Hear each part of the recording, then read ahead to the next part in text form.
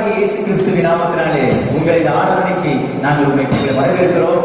இந்த லாக்டவுன் டைம்லையும் தேவனை நாம் ஆராதிப்பதற்கு தேவன் கொடுத்திருக்கிற நல்ல வழிவாசலுக்காக ஆண்டவருக்கு நன்றி செலுத்துகிறேன். என்னோடு உங்களை சேர்ந்து கருத்தை மகிமைப்படுத்துங்கள்.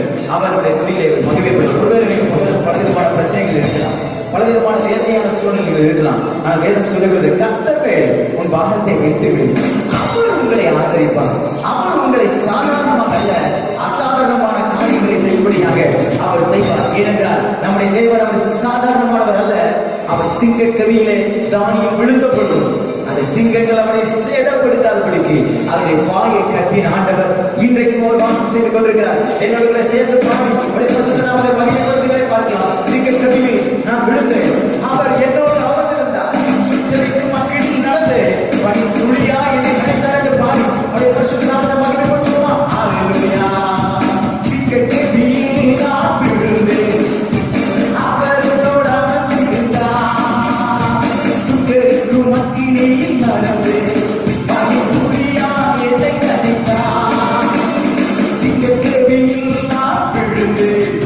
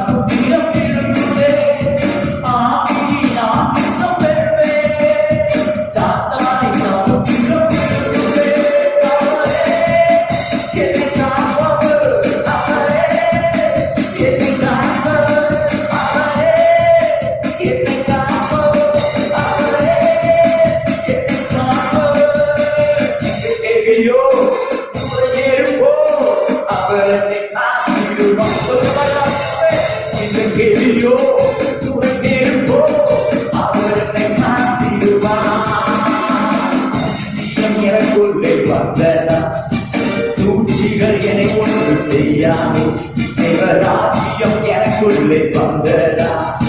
சூழ்ச்சிகள் என்னை ஒன்று செய்யாதே, அற்புதம் எனக்காக செய்வோம், என்னை அதிசயமாய் வழி நடத்துமா. அற்புதம் எனக்காக செய்வோம், அதிசயமா என்னை நடத்துமா.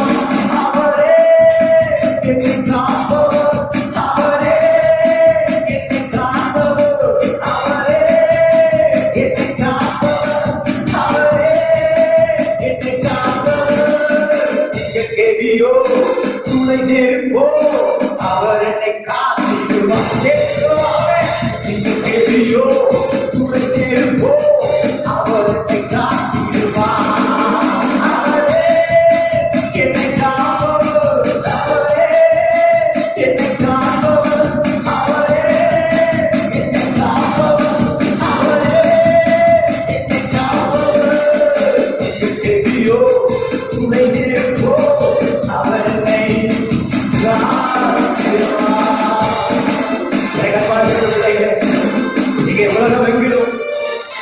பெரிய போராட்டம், வியாபாரி போராட்டத்தை வாழ்ந்து கொண்டிருக்கிறோம். எங்கு போனாலும் மாஸ்க் இல்லாமல் போக முடியும்.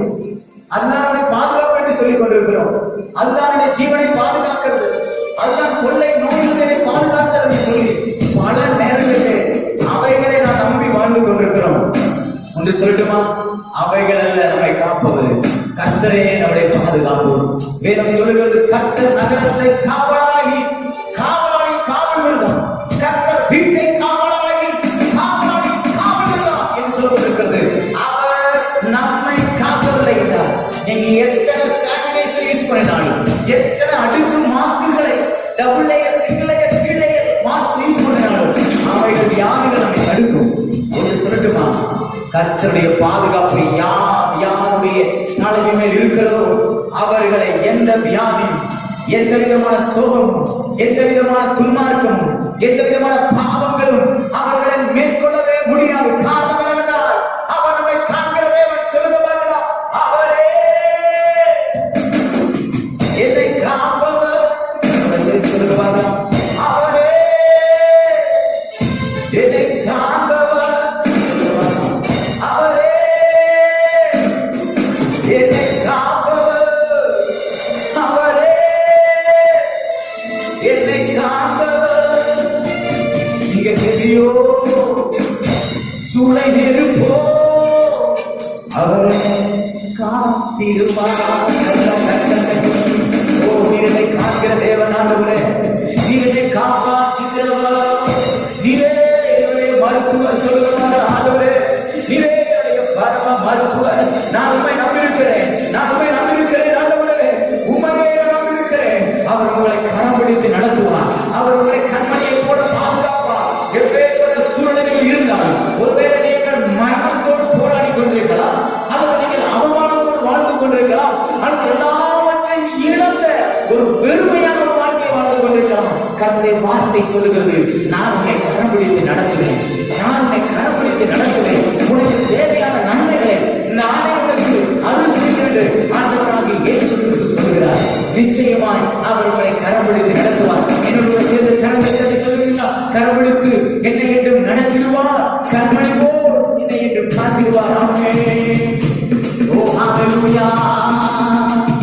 கரம்பிடித்து என்னை என்றும் நடத்திடுவார். கண்மணி போல் என்னை என்றும் காத்திடுவார். கரம்பிடித்து என்னை என்றும் நடத்திடுவான். சொல்லுங்க, கண்மணி போல் என்னை என்றும் காத்திடுவான். காத்திடாது, திகைத்திடாதே, கர்த்தர் கரம் எனக்கு உண்டு வைத்திடாதே. காத்திடாது, திகைத்திடாதே, கர்த்தர் கரம் உனக்கு உண்டு வைத்திடாதே. படுகொலியில் நீ விழுந்தாலும் பரத்திலிருந்து வந்து உன்னை தூக்கிடுவான். படுகொலியில் நீ விழுந்தாலும் பரத்திலிருந்து வந்து உன்னை தூக்கிடுவான். அக்கினியில் நீ நடந்தாலும் எதுவும் உன்னை சேதப்படுத்த முடியாது. அக்கினியில் நீ நடந்தாலும் எதுவும் உன்னை சேதப்படுத்த முடியாது. காத்திடாதே, திகைத்திடாதே, கர்த்தர் கரம் உனக்கு உண்டு. சொல்லுங்க, சொல்லுங்க, கர்த்தர் கரம் எனக்கு உண்டு, கர்த்தர் கரம் எனக்கு உண்டு. அவன் எந்த எப்பேற்பட்ட சூழ்நிலை இருந்தாலும் அவர் உங்களை காப்பார், அவர் உங்களை நிலையாக்குவார், அவர் உங்களை தேற்றுவார், அவர் உங்களை அரவணைப்பார். என்னுடைய சேர்ந்த கரங்களை தட்டி சொல்லுங்கள், அவர் என்னை காக்கிற தேவன், அவர் என்னை கைவிடாத தேவன், அவர் அவர் நான் கலங்க மாட்டேன், நான் திகைக்க மாட்டேன், நான் எனக்காக எல்லாவற்றையும் செய்கிற தேவன். ஆளுகள் நீ கடந்தாலும் அவைகள் என்றும் நீரு புரள்வதில்லை. ஆறுகளை நீ கடந்தாலும் அவைகள் என்றும் நீரு புரள்வதில்லை. கால்களில் நீ நடந்தாலும் பாதைக்கு வெளிச்சமாயிருப்பாரே. கால்களில் நீ நடந்தாலும் பாதைக்கு வெளிச்சமாயிருப்பாரே. கலங்கிடாதே, திகைத்திடாதே, கர்த்தர் கரம் உனக்கு உண்டு. பயப்படாதீங்க, இதை குறித்து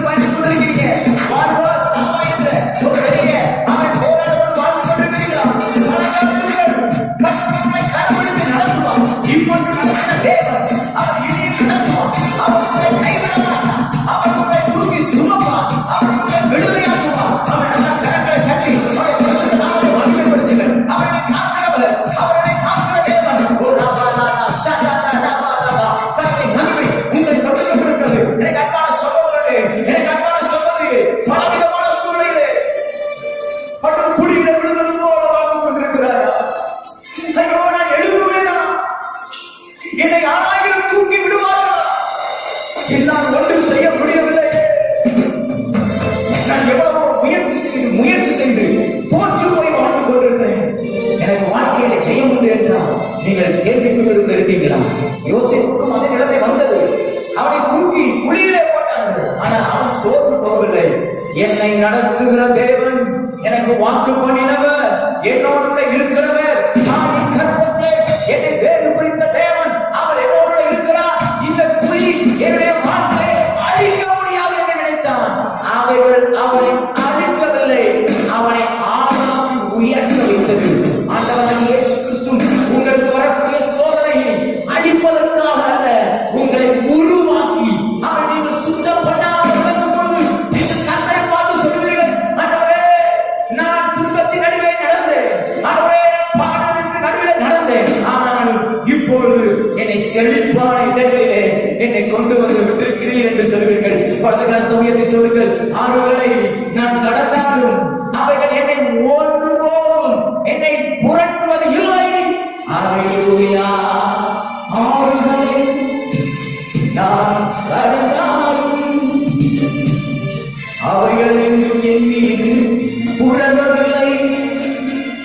காரிருளில் நான் நடந்தாலும் பாதைக்கு வெளிச்சமாக இருப்பாரே. காரிருளில் நான் நடந்தாலும் என் பாதைக்கு அவர் வெளிச்சமாக இருப்பார். இருளான வாழ்க்கை வாழ்ந்து கொண்டிருக்கிறேன் ஐயா, நான் இருளான வாழ்க்கை, பாவம் நிறைந்த ஒரு வாழ்க்கை வாழ்ந்து கொண்டிருக்கிறேன். வெளியே பார்ப்பதற்கு சந்தோஷத்தை போல இருக்கிறேன், என் இருதயம் இருள் நிறைந்தது போல் காணப்படுகிறது என்று சொல்லுகிறார். கர்த்தர் சொல்லுகிறார், கர்த்தரே உன் இருளை வெளிச்சமாக மாற்றுவார். கர்த்தர் உன் இருளை வெளிச்சமாக மாற்றுவார். அவர் உங்களை கைவிட மாட்டார், அவர் உங்களை கைவிட மாட்டார், அவர் உங்களை விட்டு விலக மாட்டார். அவர் உங்களோடு இருக்கிற தேவன். அல்லேலூயா, அல்லேலூயா.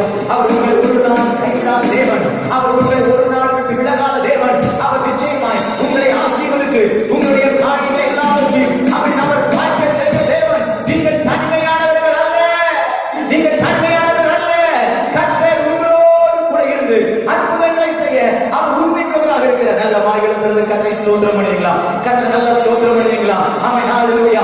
அவர் நம்முடைய தேவன், அவர் யாக்கோபின் தேவன், அவர் யாக்கோபின் தேவன், அவரே நமக்கு துணையானவர். என் ஓட்டத்தில் நான் தனிமை இல்லை, நேசித்தார் என்னை வெறுக்கவில்லை. என் ஓட்டத்தில் நான் தனிமை இல்லை, என்னை நேசித்தார் என்னை வெறுக்கவில்லை. தகப்பன் வீட்டில் கொண்டு சேர்த்திடுவார், தகப்பன் வீட்டில் கொண்டு சேர்த்திடுவார். நம்புவே இறுதி வரை, நம்புவே இறுதி வரை. எனக்கு அன்பான தேவ பிள்ளைகளே, நான் மட்டும்தான் ஃபர்ஸ்ட் என் குடும்பத்தை தூக்கி சுமக்கிறது போல இருக்கு. நான் ஒருத்தப்படுத்திட்டா போதும், என் குடும்பமே அழைக்கப்படும். என் குடும்பம் முழுவதும் என்னுடைய தோல்களை சுமப்பது போல என்னால் சுமக்க முடியவில்லை. நான் தனிமையாக இருக்கிறது போல உணர்கிறேன்.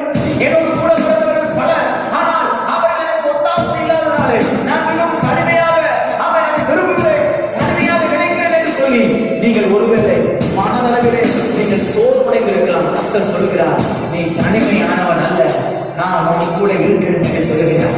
எப்படி தெரியுமா? உலகத்தின் முடிவு பரியந்தமும் சகல நாட்களிலும் அவர் உங்க கூட இருக்கிறாரா? அவரை பாதி சொல்லுவோம், அவரை நாங்கள் போடுறோம், தனிமை இல்லை என்று சொல்லுவோம். அல்லேலூயா. என் ஓட்டத்தில் நான் தனிமை இல்லை, நேசித்தவர் என்னை வெறுக்கவில்லை. என் ஓட்டத்தில் நான் தனிமை இல்லை, நேசித்தவர் என்னை வெறுக்கவில்லை. தகப்பன் வீட்டில் கொண்டு சேர்த்திடுவார், தகப்பன் வீட்டில் கொண்டு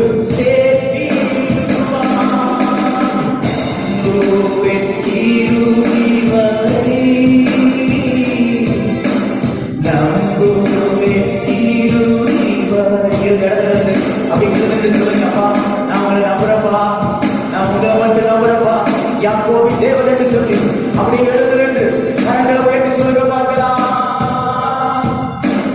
நம்புவேன் இறுதி வரை, நம்புவேன் இறுதி வரை. யாக்கோபின் தேவன் என் தேவன், எனக்கென்றும் துணையவரே. என்னாலும் நடத்திடுவார். யாக்கோபின் தேவன் என் தேவன், எனக்கென்றும் துணையவரே. என்னாலும் நடத்துவாரே.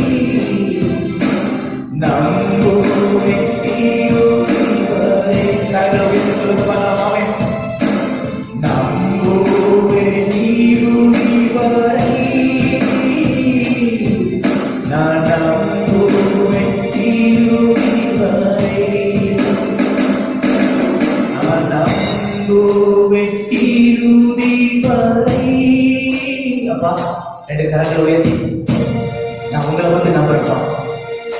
நீங்க நம்பினவங்க நம்மள நிச்சயமா கைவிட்டுருவாங்க. நம்ம நடுத்தவங்க நிக்கிறது போல நம்மள சில நேரத்தில் போட்டு நிறுத்திடுவாங்க. ஆனா நம்முடைய நம்பிக்கை நாயகன் யார் தெரியுமா? அவர் ஒருவர். எல்லா கால சூழ்நிலையும் என்னோடு கூட இருக்கிற ஒரே ஒரு நல்ல தேவன் இருக்கிறார். அது ஆண்டவராகிய இயேசு கிறிஸ்து ஒருவர். அவர்தான் நம்பிக்கை. சொல்லுவாங்களா? ஓ ஹalleluya. ரெண்டு கரங்களை உயர்த்தி நம்பிக்கை நாயகன் நீரே, நம்பிடுவே நான் உம்மையே.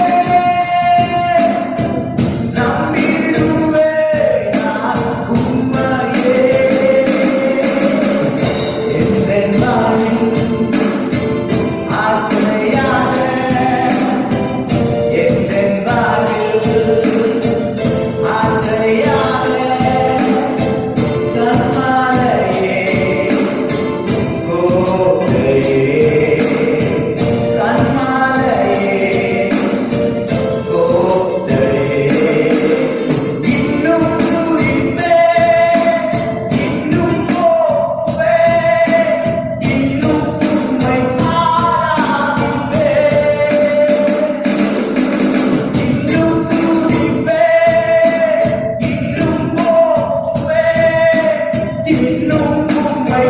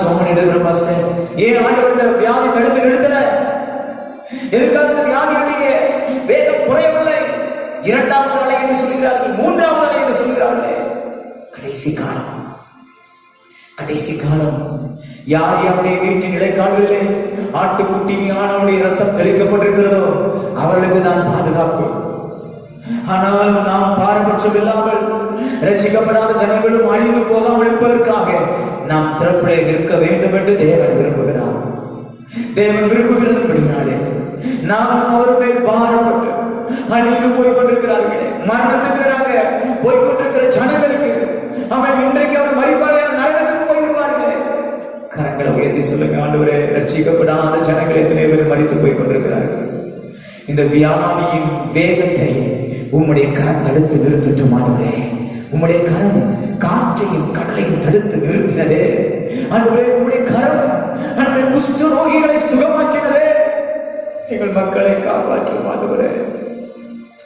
எத்தனை பேரோட சேர்ந்து ஜெபம் பண்றீங்க? தமிழ்நாட்டில் வீசுகிற இந்த கொரோனாவுடைய வேகம் இயேசு கிறிஸ்துவின் நாமத்தினாலே குறைவதாக, அழிந்து போவதாக. பாண்டிச்சேரியில் வீசிக்கொண்டிருக்கிற இந்த கொரோனாவின் வேகம் நசரேயனாகிய இயேசு கிறிஸ்துவின் நாமத்தினாலே அழிக்கப்படுவதாக நாங்கள் ஜெபிக்கிறோம். நல்ல கரங்களை உயர்த்தி கர்த்தரை ஸ்தோத்திரம் பண்ணுவோம். எத்தனையோ விசுவாசிகளுக்கு அவன் கொரோனாவினாலே பாதிக்கப்பட்டிருக்கிறார்கள். எத்தனையோ ஊழியக்காரர்கள் பாதிக்கப்பட்டிருக்கிறார்கள். எத்தனையோ ரட்சிக்கப்படாத ஜனங்கள் கோடிக்கணக்காய், ஆயிரக்கணக்காய், லட்சக்கணக்காய், நூற்றுக்கணக்காய் மறித்து போய் கொண்டிருக்கிறார்கள். கரங்களை உயர்த்தி சொல்லுங்கள், வேண்டாம் ஆண்டவரே, எங்கள் தேசத்துக்கு அழிவு வேண்டாம், எங்கள் தேசத்துக்கு அழிவு வேண்டாம் ஆண்டவரே, எங்கள் தேசத்துக்கு அழிவு வேண்டாம். தகப்பனை தடுத்து நிறுத்தும்படியா உங்களுடைய சமூகத்தை நோக்கி நாங்கள் பார்க்கிறோம் ஆண்டவரே. இது எவ்வளவு நல்லவர். கர்த்தர் வியாதியுடைய வேகத்தை கர்த்தர் தடுத்து நிறுத்தினதுக்காக நல்ல கரங்களை உயர்த்தி கர்த்தரை ஸ்தோத்திரம் பண்ணுவோமா? நல்ல கரங்களை உயர்த்தி கர்த்தரை ஸ்தோத்திரம் பண்ணுவோமா? உமக்கு ஸ்தோத்திரம், உமக்கு ஸ்தோத்திரம், உமக்கு ஸ்தோத்திரம். கடந்த நாட்களிலே அவன் செய்தித்தாளில் நான் வாசித்தேன். 14 வயது 16 வயது இருக்கக்கூடிய பெண்ணை ரூமிலே அடைத்து வைத்து கார்த்திக் என்கிற ஒரு சகோதரன் அவனுடைய நண்பரோடு சேர்ந்து இந்த பிள்ளையை பாலியல் பலாத்காரம் செய்திருக்கிறான். நான் அவனை திருமணம் செய்து கொள்கிறேன் என்று இந்த பிள்ளை கர்ப்பமானவுடன் அதை அழிப்பதற்காக அபார்ஷன் பண்ணியிருக்கிறான். பாருங்க, இன்றைக்கு ஒரு பக்கம் வியாதியுடைய அழிவு, இன்னொரு பக்கம் பாவத்தின் அழிவு. பாவம் இன்றைக்கு தேசத்திலே பரவிக் கொண்டிருக்கிறது. தேசத்திலே கூடிய வாலிபர்களுக்காக ஜெபிக்க கடமைப்பட்டிருக்கிறோம். ஸ்கூல்ல படிக்கிற பிள்ளைங்க ஸ்கூலுக்கு போகாதனால அவங்களுக்கு டைம் பாஸ் ஆகல. பிசாசு இதுதான் தன்னுடைய ஒர்க் ஷாப் நினைத்துக் கொண்டு இந்த நேரத்தை அவளை தீமை செய்யும்படியாக அவளை பழக்க வைத்துக் கொண்டிருக்கிறான். அநேக வாலிபர்கள் வேலை இல்லாமல் வீட்டில் இருக்கிறபடினாலே, ஸ்கூல்ல காலேஜுக்கு போகிற பிள்ளைங்க வீட்டில் இருக்கிறதுனால அந்த காமத்தினுடைய வெறிகளை பிசாசு பிள்ளைகளுடைய இருதயத்துக்குள்ளாக விதைத்து விதைத்து அவர்களை நலத்திற்காக போய் கொண்டிருக்கிறான். கரங்களை உயர்த்தி சொல்லுங்க, வாலிபர்களை கர்த்தர் காப்பாற்றும் ஆண்டவரே, வாலிபர்களை கர்த்தர் காப்பாற்றும். கர்த்தர் பாவத்தில் கூடிய வாலிபர்களை கர்த்தர் காப்பாற்ற வேண்டும் என்று சொல்லி உங்களுடைய சமூகத்தை நோக்கி நாங்கள் ஜெபிக்கிறோம். இத்தனை பேர் என்னோட சேர்ந்து ஜெபம் பண்றீங்க. பஸ்டர் ஆராதிச்சா மட்டும் போதுமே, ஏன் நம்ம ஜெபம் நீங்க நினைக்கலாம். ஆண்டவர் இந்த ஆராதனையை காட்டிலும் அவன் அழிந்து போகிற ஜனத்திற்காக திறப்பிலே நிற்கிறதை தான் அவர் விரும்புகிறார். யார் யாரெல்லாம் தேவனுடைய சமூகத்திலே அழிந்து போகிற ஜனங்களுக்காக, பாவத்திலே மரித்து போகிற ஜனங்களுக்காக நிற்கிறார்களோ அவர்களை கர்த்தர் உயர்த்துவார், அவர்களை கர்த்தர் நிச்சயமாய் உயர்த்துவார். உயர்வுக்காக நாம் ஜெபிக்கவில்லை, அழிவை கர்த்தர் தடுத்து நிறுத்த வேண்டும். வாலிபர்களுடைய பாவம் இருந்து கர்த்தர் பாதுகாக்க வேண்டும். நல்ல கரங்களை உயர்த்தி கர்த்தரை ஸ்தோத்திரம் பண்ணுங்க. நல்ல கொஞ்சம் வாயை திறந்து என்னோட சேர்ந்து ஜெபம் பண்ணுங்க. ஆண்டவரே, இந்த வாலிபர்களை கர்த்தரை காப்பாற்றும் ஆண்டவரே. இந்த கொரோனா டைம்ல ஆண்டவரே, COVID-19 இந்த டைம்ல ஆண்டவரே, பிள்ளைகள் பாவத்துக்குள்ளாக சிக்கி தவிக்கிறதை பரலோகம் அறிந்திருக்கிறது. கர்த்தாவே போதும் ஆண்டவரே, இப்படிப்பட்ட அழிவுகளுடைய ஜனங்களை காப்பாற்றும், வாலிப தம்பிமார்களை காப்பாற்றும், வாலிப பிள்ளைகளை கர்த்தரை காப்பாற்றும். தேவன் அழிவுகளை காப்பாற்றும்படியாக உம்முடைய சமூகத்தை நோக்கி நாங்கள் பார்க்கிறோம். வாலிப பிள்ளைங்க, வாலிப தம்பிமார்கள் செல்போனுக்கு ரொம்ப அடிமையா இருக்கிறாங்க. மகள் ஆன்லைன் கிளாஸுக்காக செல்போன் வாங்கி கேட்டான்னு சொல்லி அம்மா அப்பா ரொம்ப கஷ்டப்பட்டு ஒரு செல்போன் வாங்கி கொடுத்தாங்க. இந்த பெண்ணும் ஆன்லைன் கிளாஸ்ல அட்டெண்ட் பண்றேன்னு சொல்லி செல்போனுக்கு அடிமையாயிட்டா. பிள்ளை செல்போனையே பார்த்துட்டு இருந்தா அம்மா அப்பாவுக்கு ஒரே பெரிய சந்தோஷம், என் பிள்ளை எப்ப பார்த்தாலும் படிச்சுக்கிட்டே இருக்கிறான்னு சொல்லி. கடைசியில் என்ன நடந்தது தெரியுமா? எங்கேயோ இருக்கக்கூடிய ஒரு மனிதனோட தொடர்பாகி, டிக்டாக்ல தொடர்பாகி அவனோட தன்னுடைய அன்பை பகிர்ந்து கொண்டு, அவன் அசிங்கமாய் பேசுகிற ரசித்துக் கொண்டு எல்லாவற்றையும் தன்னுடைய வாழ்க்கையில அனுபவிக்க வேண்டும் என்று சொல்லி அவன் ஒரு நாள் சொல்லியிருக்கிறான், நான் உன்னை நிர்வாணமாக பார்க்க வேண்டும் என்று சொல்லி அவனுக்கு அடிமையாகி தன்னை நிர்வாணப்படுத்தி போட்டோ எடுத்து அனுப்பியிருக்கிற ஒரு வாலிப பிள்ளை. எவ்வளவு அவ்வளவான நிலைமை. தேவனுடைய தேசத்தை காப்பாற்ற வேண்டும். இன்றைக்கு ஜனங்களை கர்த்தர் காப்பாற்ற வேண்டும். செல்போனுக்கு பிள்ளைங்க ஆன்லைன் கிளாஸ்ல இருக்காங்க, அம்மா அப்பா ஃப்ரீயா விட்டுறாங்க. சின்ன பிள்ளைங்க எல்லாம் ஆன்லைன்ல கேம் விளையாடுறாங்க, ஷூட் பண்ணி விளையாடுறாங்க, வெட்டி சாகடிக்கிறது விளையாடுறாங்க, விபத்துக்களை ஏற்படுத்தி ஆக்சிடென்ட் ஏற்படுத்தக்கூடிய விளையாட்டுகளை விளையாடுறாங்க. ஆண்டவர் காப்பாற்றணும். வலது கரத்தை உயர்த்தி ஆண்டவரே இந்த செல்போன் பயன்படுத்துகிற பிள்ளைகளை கத்தனை காப்பாற்றி என்னோட சொல்ல மாட்டேங்கிறான். என்னோட சேர்ந்து சொல்லுங்க ஆண்டவரே, இந்த செல்போனுக்கு அடிமையா இருக்கிற வாலிப தம்பிமார்கள், தங்கச்சிமார்கள், சின்ன பிள்ளைங்க, பெரிய பிள்ளைங்க, தன்னுடைய கற்பை விலை போக பண்ணுகிற பிள்ளைகள் உண்டு ஆண்டவரே. தன்னுடைய கற்பை இழக்கக்கூடிய பிள்ளைகள் உண்டு. தகப்பனே காப்பாற்றுவீராக, என் தேசத்தை கத்தரில் காப்பாற்றுவீராக. செல்போன் கரங்களில் இருக்கிற பிள்ளைகள் மேலே உங்களுடைய பாதுகாப்பின் கரம் இருக்கட்டும். தேவையில்லாத காரியங்களை பார்க்காதபடிக்கு, தேவையில்லாத நபர்களோட தொடர்பை வைத்து விடாதபடிக்கு, தேவையில்லாத பழக்க வழக்கங்களை பழகிவிடாதபடிக்கு, கண்களுக்கு இச்சைகளை கொண்டு வரக்கூடிய காரியங்களை, காதுகளுக்கு இச்சைகளை கொண்டு வரக்கூடிய காரியங்களை கேட்காதபடிக்கு, பார்க்காதபடிக்கு, செய்யாதபடிக்கு என் தகப்பன் தடுதல் கொடுத்துவிடாங்க. கர்த்தர் அப்படி செய்கிறதுக்காக நல்ல கரங்களை உயர்த்தி கர்த்தரை ஸ்தோத்திரம் பண்ணுவோமா? நல்ல ஸ்தோத்திரம் பண்ணுவோமா? நல்ல கரங்களை உயர்த்தி அப்பா உமக்கு ஸ்தோத்திரம், அப்பா உமக்கு ஸ்தோத்திரம், அப்பா உமக்கு ஸ்தோத்திரம், ஸ்தோத்திரம், ஸ்தோத்திரம், ஸ்தோத்திரம். இன்றைக்கு தமிழ்நாட்டிலே பாண்டிச்சேரியிலே பயங்கரமான வெயில் கொடுமை. கர்த்தர் இந்த வெயில் கொடுமையிலிருந்து ஜனங்களை காப்பாற்ற. எத்தனை பேர் 8 மணி நேரம் வெயில் இருந்து வேலை செய்யறாங்க தெரியுமா? வயதான தாய் தகப்பன்மாரும் சரி, வயல்ல வேலை பார்க்கறாங்க, உப்பளங்கள்ல வேலை பார்க்கறாங்க, ஏரிகள்ல வேலை பார்க்கறாங்க, கான்ட்ராக்ட்ல வேலை பார்க்கறாங்க, ஃபேக்டரியில வேலை பார்க்கறாங்க, சொந்தமா கூலி தொழில் செய்யறாங்க, வியாபாரங்களை செய்யறாங்க. வெயிலையே நிற்கிறாங்க. வெயில் உஷ்ணத்தினால எந்த பாதிப்பு ஜனங்களுக்குள்ளே வராதபடிக்கு கரங்களை உயர்த்தி சொல்லுங்க, இந்த வெயில் உஷ்ணத்தை கத்தை நீங்க மாற்றி கொடுங்கப்பா. ஒரு வார்த்தை சொல்ல மாட்டீங்களா? ஆண்டவரே, இந்த வெயில் உஷ்ணத்தை தேவனை மாற்றி கொடுங்கப்பா. ஆண்டவரே, நல்ல ஒரு கால சூழ்நிலைகள் தமிழ்நாட்டில் இருக்கட்டும், எங்க பாண்டிச்சேரிக்குள்ள இருக்கட்டும். தகப்பன் நீங்க தான் ஏற்படுத்தி கொடுங்கப்பா, ஏற்படுத்தி கொடுங்கப்பா, ஏற்படுத்தி கொடுங்கப்பா. ஏசு கிறிஸ்துவின் நாமத்தினால கால சூழ்நிலைகளினாலே சிறு பிள்ளைகள் மறித்து போகக்கூடாது.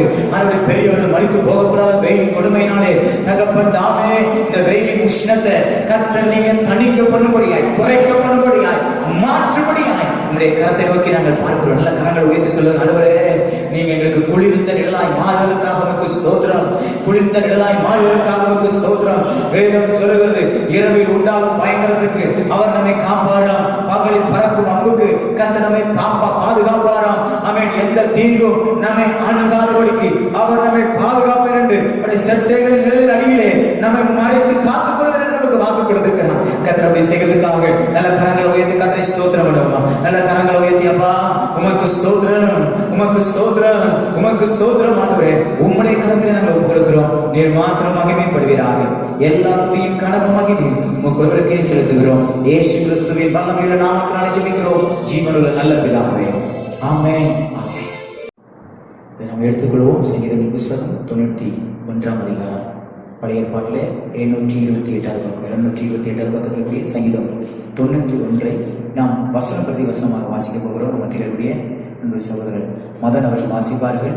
ஆமென். அவர்கள் வாசிக்கும் போது தயவாய் நீங்கள் வாசிக்கும் போது ஒரு வசனத்தை அவர் வாசிப்பார், 2வது வசனத்தை நீங்கள் சேர்ந்து வாசிக்கக்கூடியாக கேட்கிறேன். ஆமென். கர்த்தருடைய ஆசீர்வாதம்.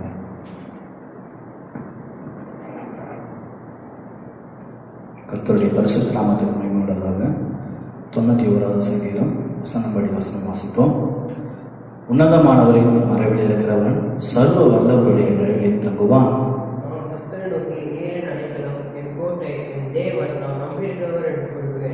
அவர் என்னை வேடனுடைய கண்ணிக்கும் பாழாக்கும் கொள்ளை நோய்க்கும் தப்பி வைப்பார்.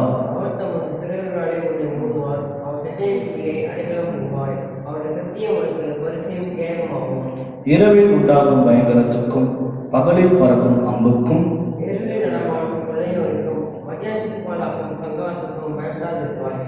உன் பக்கத்தில் 1000 பேரும் உன் வலது புறத்தில் 10,000 பேரும் விழுந்தாலும் அது உன்னை அணுகாது.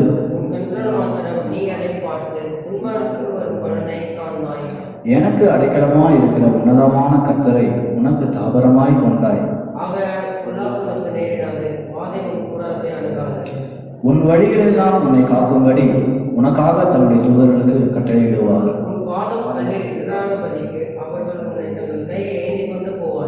சிங்கத்தின் மேலும் விரியன் பாம்பின் மேலும் நீ நடந்து பால சிங்கத்தையும் வலு சர்ப்பத்தையும் மிதித்து போடுவாய்.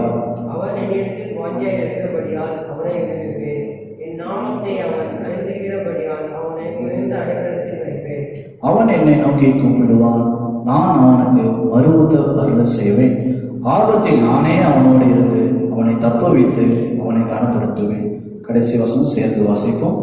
நீடித்த நாட்களால் அவனை திருப்தியாக்கி என் ரட்சிப்பை அவனுக்கு காண்பித்தேன். ஆண்டவர் கொடுத்த சங்கீத பகுதிக்காக கரங்களை உயர்த்தி கர்த்தரை ஸ்தோத்திரம் பண்ணும். வேதம் சொல்லுகிறது, நீடித்த நாட்களால் அவனை திருப்தியாக்குவேன். அவன் வாழ்க்கை முடிந்து போகிறது, எல்லாம் சிதைந்து போகிறது, முடிந்து விட்டது நீங்க நினைக்க வேண்டாம். நீடித்த நாட்கள் உங்களுக்கு உண்டு. ஆண்டவர் உங்களுக்கு ஒரு ஆயுசு நாட்களை கூட தந்திருக்கிறார். நிச்சயமாய் அவருடைய ஆசீர்வதித்து உங்களை திருப்தியை நடத்துவார். கற்றுக் கொடுத்த சங்கீத பகுதிக்காக மீண்டும் ஒரு விஷயாக எல்லா கரங்களை வைத்து கர்த்தரை ஸ்தோத்திரம் பண்ணுவோம். ஸ்தோத்திரம் ஸ்தோத்திரம் ஸ்தோத்திரம். ஆண்டவருடைய பரிசுத்த நாமம் மகிமைப்படுவதாக. இந்த காலை வேளையிலே உங்களை இந்த தொலைக்காட்சி மூலமாக சந்திப்பதிலே எனக்கு மிகுந்த ஆனந்த சந்தோஷம். எத்தனையோ பாடுகள், எத்தனையோ பிரச்சனைகளுக்கு நடுவிலே தேவனை நாம் ஆராதித்துக் கொண்டிருக்கிறோம், தேவனை நாம் மகிமைப்படுத்திக் கொண்டிருக்கிறோம். நிச்சயமாகவே பரலோகத்தில் இருக்கிற தகப்பன் நம்மை நோக்கி பார்க்கிறார். நாம் படுகிற எல்லா விதமான காரியங்களையும் அவர் உற்று கவனித்துக் கொண்டிருக்கிறார். எனக்கு அன்பான தேவ பிள்ளைகளே, கடந்த மாதம் வரையிலும் கர்த்தர் நம்மை கண்மணி போல பாதுகாத்திருக்கிறார். இந்த மே மாதத்திலே நாம் கால் வைப்பதை குறித்து ஒரு பெரிய சந்தோஷம். ஏப்ரல் மாதத்தை கடந்து வர கர்த்தர் உதவி செய்தார். இந்த மே மாதத்தை காண கர்த்தர் திருவை செய்ததற்காக ஆண்டவருக்கு மகிமை உண்டாவதாக. இன்றைக்கு நம்முடைய தியானத்துக்கு என்று எடுத்துக்கொண்ட வேத பகுதி 2 ராஜாக்களின் புஸ்தகம் 6ஆம் அதிகாரம் 17வது வசனத்தை நான் உங்களுக்காக வாசிக்க விரும்புகிறேன். தயவாய் நீங்கள் வேதம் வைத்திருப்பில்லையானால் நீங்கள் என்னோட சேர்ந்து திருப்பிக் கொள்ளுங்கள். 2 ராஜாக்களின் புஸ்தகம் 6ஆம் அதிகாரம் 17வது வார்த்தையை நான் வாசிக்கிறேன். அப்பொழுது எலிசா விண்ணப்பம் பண்ணி, கர்த்தாவே, இவன் பார்க்கும்படி இவன் கண்களை திறந்தருளும் என்றான். உடனே கர்த்தர் அந்த வேலைக்காரன் கண்களை திறந்தார். இதோ எலிசாவை சுற்றிலும் அக்கினிமயமான குதிரைகளாலும் ரதங்களாலும் அந்த மலை நிறைந்திருக்கிறதை அவன் கண்டான் என்று சொல்லப்பட்டிருக்கிறது. கண்களை மூடி நாம் ஜெபிக்கலாம். அன்பின் பரலோக பிதாவே, எங்கள் சர்வ வல்லமையுள்ள ஆண்டவரே, இந்த வார்த்தை எங்களுக்கு ஆண்டவரை விட்டு தரும்படியாக நாங்கள் ஜெபிக்கிறோம். இந்த மன்னா எங்களுக்கு ஒரு ஆசீர்வாதமான ஆண்டவரை மன்னாவாக மாற எங்களுக்கு உதவி செய்கிறாக. நாங்கள் ஆவிக்குரிய காரியத்திலே பலப்படுவோம், தேவனுக்காக நிற்கவும், தேவனுக்காக சாதிப்பதற்கும் ஆண்டவரே இந்த வார்த்தைகளை எங்களை உற்சாகப்படுத்தட்டும். நீரே எங்களோடு பேசும்படியாக ஜெபிக்கிறேன். அடியை மறைத்தை வெளிப்படுகிறாங்க. இயேசு கிறிஸ்துவின் பலவீர நாமத்தினால் ஜெபிக்கிறோம் ஜீவனுள்ள நல்ல பிதாவே, ஆமென். எனக்கு அன்பான தேவ பிள்ளைகளே, எலிசா என்கிற ஒரு தேவ மனுஷனை பற்றி நாம் இந்த 6ஆம் அதிகாரத்திலே வாசிக்கிறோம். இந்த எலிசா யார் என்று நீங்கள் பார்க்கல. ஏன்னா எலியா என்கிற ஒரு பெரிய தீர்க்கதரிசிக்கு கீழாக ஒரு பணிவிடை செய்து பணிவிடை ஊழியம் செய்து கொண்டிருந்த இந்த எலிசா மிகவும் வேலையிலே சிறந்தவனாக விளங்கினவன், பெரிய பணக்காரன். அவரிடத்திலே நல்ல வனங்கள் இருந்தது, அவரிடத்திலே நல்ல நிலங்கள் இருந்தது, விவசாயங்கள் செய்வதற்கேற்ற எல்லா திறமைகளும் இந்த எலிசாவிடத்தில் இருந்தது. ஆனால் கர்த்தர் ஒரு நாள் இந்த எலியாவின் மூலமாக எலிசாவை கர்த்தர் ஊழியத்துக்கு அழைத்தார். அழைத்த மாத்திரத்திலே இந்த எலிசா எல்லாவற்றையும் விட்டுவிட்டு இந்த எலியாவை பின்பற்றினான். ஒரு குறிப்பிட்ட காலம் வந்தது. இந்த எலிசா தேவனோடு நெருங்க ஆரம்பித்தான், எலியாவோடு செபிக்க ஆரம்பித்தான், எலியாவோட ஊழியம் செய்ய ஆரம்பித்தான். அவன் கர்த்தர் இந்த எலியாவோட சில காரியங்களை பேச ஆரம்பித்தார். என்ன பேச ஆரம்பித்தார்? எலியாவே, இந்த பூமியிலே நீ வாழ்ந்தது போதும், இனி என்னோட கடந்து வா என்று சொல்லி நான் உன்னை எடுத்துக்கொள்ள போகிறேன் என்று எலியாவோடு பேசினார். எலியாவோடு இருந்த எலிசாவுக்கு இது அறியாது இருந்தான். ஆனால் மற்ற அவன் தீர்க்கதரிசிகளுடைய புத்திரனுடைய அவன் சீஷர்கள் எல்லாம் அறிந்திருந்தார்கள் எலியாவை தேவன் எடுத்துக்கொள்ள போகிறார் என்று. ஆனால் எலிசாவுக்கு அறியாது இருந்தான். ஆனாலும் அவர்கள் சொன்ன அந்த வார்த்தையின் நிமித்தமாக எலியாவை பின்தொடர்ந்து போனான். அவன் பின்தொடர்ந்து வரும்போது எலியா எத்தனையோ நேரம் சொல்கிறான், தயவாய் நீ என்னை விட்டு போய்விடு என்று சொல்கிறான். ஆனாலும் எலிசா எலியாவை விட்ட பாடல்ல, எலியாவோடு பின்தொடர்ந்து போய்கொண்டே இருக்கிறான். அப்பொழுது எலியா கேட்கிறான், நான் உனக்கு என்ன செய்ய வேண்டும் என்று என்னை பின்பற்றி வருகிறான், எதற்காக என்னை விட மாட்டேங்கிறாய் என்று கேட்டபொழுது, ஆண்டவனே, உம்முடைய வல்லமையை எனக்கு இரட்டிப்பாக தர வேண்டும் என்று கேட்கிறான். அப்பொழுது எலியா சொல்கிறான், நீ பெரிய காரியத்தை கேட்டுவிட்டால் இந்த காரியம் உனக்கு நடக்க வேண்டுமே, ஆனால் நான் எடுத்துக் கொள்ளப்படும் பொழுது நீ என்னை பார்ப்பாயானால் அந்த வல்லமையை நீ பெற்றுக்கொள்ள முடியும், அந்த புத்திர ஸ்ரீகாரத்தை நீ இரட்டத்தனையாக பெற்றுக்கொள்ள முடியும் என்று எலியா எலிசாவிடத்தில் சொல்கிறான். அதே போல எலியா எடுத்துக் கொள்ளப்படும் பொழுது எலிசா பார்க்கிறான், மேலிருந்து ஒரு சால்வை இறங்கி வருகிறது. அதை எடுத்துக்கொண்டு தன்னுடைய ஊழிய பாதையை அவன் தொடர ஆரம்பிக்கிறான். தொடர்ந்த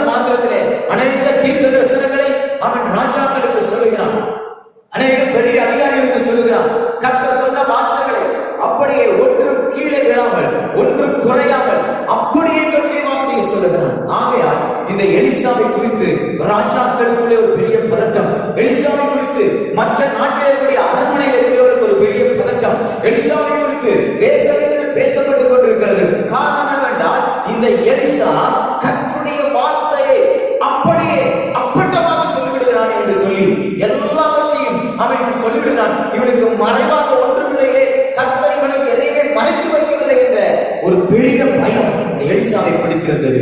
அப்பொழுதுதான் ஒரு காரியம் நடைபெறுகிறது. ராஜ அரண்மனையிலே பேசப்படுகிற ரகசியங்கள் இந்த எலிசாவின் மூலமாக அவனுடைய ராஜாவுக்கு சொல்லப்படுகிறது. ராஜாவுக்கு சொல்லப்பட்டவுடன் அவன் அரண்மனையில ரகசியமாய் பேசிக்கொண்டு ராஜா கேட்கிறான், இந்த காரியத்தை துப்பு சொல்லினவன் யார்? இந்த காரியத்தை போய் அந்த ராஜாவிடத்திலே அவன் கூறினவன் யார் என்று கேட்ட பொழுது, நாங்கள் எல்லாம் ஆண்டவனே, அங்கே ஒரு எலிசா என்ற ஒரு தீர்க்கதரிசி இருக்கிறான், அவன் அந்தரங்கத்திலே நீங்கள் பேசிக் கொண்டிருக்கிறோம், அவன் படுக்கறையிலேயோ அல்லது மறைவான இடங்களிலேயோ நீங்கள் எங்கு நின்று பேசினாலும் அவன் தேவனை நோக்கி செபித்து அவைகள் எல்லாவற்றையும் பெற்றுக் கொள்கிறான் என்று சொல்ல பொழுது ராஜாவுக்கு ஒரு பெரிய கோபம் வந்துவிட்டது. அவன் எப்படியாயும் நாம் அழித்து விட வேண்டும் என்று சொல்லி பெரிய சேனைகளை அவனுக்கு தெரியாமல் ராத்திரியோடு ராத்திரியாக அனுப்புகிறான். எலிசா எங்கு இருந்தாலும் சரி அவனை உயிரோடு பிடித்துக் கொண்டு வாருங்கள் என்று சொல்லி அவன் அனுப்பும் பொழுது இவர்கள் எலிசாவை கண்டுபிடித்து விட்டார்கள். எலிசாவும் அவனை வேலைக்காரன் நன்றாக தூங்கி கொண்டிருக்கிறார்கள். தூங்கி கொண்டிருக்கும் பொழுது இரவிலே அந்த எலிசாவை சுற்றிலும் அவன் தங்கிக்கூடிய மலையை சுற்றிலும் அவனை சூழ்ந்து கொண்டார்கள் போர் வீரர். திடீரென்று எலிசாவுடைய வேலைக்காரன் எழுந்து பார்க்கிறான். எலிசாவை சுற்றிலும் இவனை சுற்றிலும் ஒரு பெரிய படை சூழ்ந்திருக்கிறது. இவனுக்கு ஒரு பெரிய பயம், ஐயோ என்ன நடந்தது, ஏன் இப்படிப்பட்ட சூழ்நிலை நடக்கிறது என்று சொல்லி மிகவும் பதட்டப்படுகிறான்.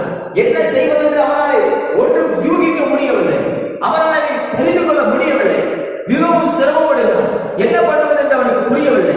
அப்பொழுது எலிசா சொல்லுகிறான், ஐயா நீர் நன்றாக தூங்கிக் கொண்டிருக்கிறேன், ஆனால் ஒன்று உமக்கு தெரியுமா, நம்மை சுற்றி பெரிய படை சூழ்ந்திருக்கிறது, அவர் நம்மை அழித்து முடியாமல் வந்திருக்கிறார் என்று சொல்கிறான். அப்பொழுதுதான் இந்த 2 ராஜாக்கள் புஸ்தகத்திலே 6ஆம் அதிகாரம் 17ஆம் வார்த்தையில் படித்த அந்த வசனத்தை எலிசா சொல்லுகிறார். என்ன சொல்லுகிறார்?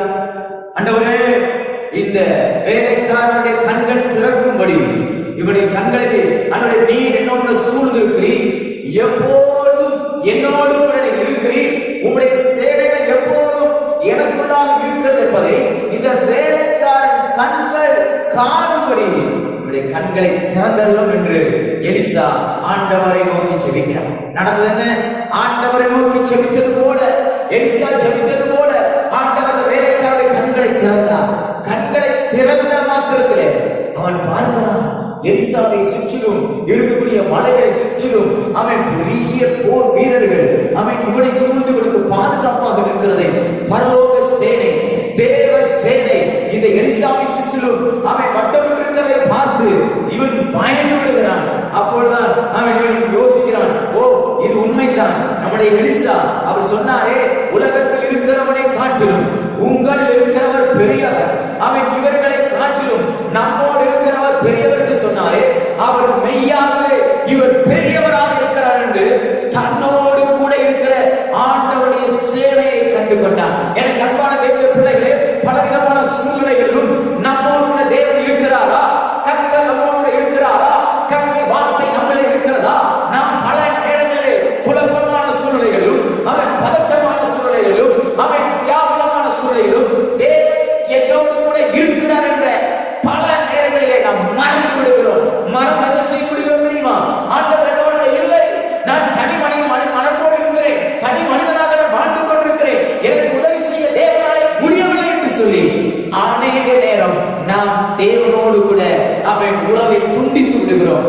காரணம் என்னவென்றால், இந்த வேலைக்காரனை போல நம்முடைய மனக்கண்கள் அடைக்கப்பட்ட சூழலை காணப்படுகிறது. எனக்கு அன்பான தேவ பிள்ளைகளே, என்றைக்கு நம்முடைய மாம்சத்தின் கண்கள் அடைக்கப்படுகிறதோ, என்றைக்கு நம்முடைய ஆவிக்குரிய கண்கள் திறக்கப்படுகிறதோ, அன்றைக்குதான் தேவன் நம்மோடு கூட இருக்கிறதையும், தேவன் நம் மூலமாக செய்கிற காரியங்களையும், தேவன் நமக்காக செய்கிற காரியங்களையும், நமக்காக எதை செய்ய போகிறார் என்பதையும் நம்மால் உணர்ந்து கொள்ள முடியும், நம்மால் பார்க்க முடியும், நம்மால் அவைகளை அடைந்து கொள்ள முடியும். எனக்கு பிரியமான சகோதரனே, சகோதரியே, உன்னோடு கூட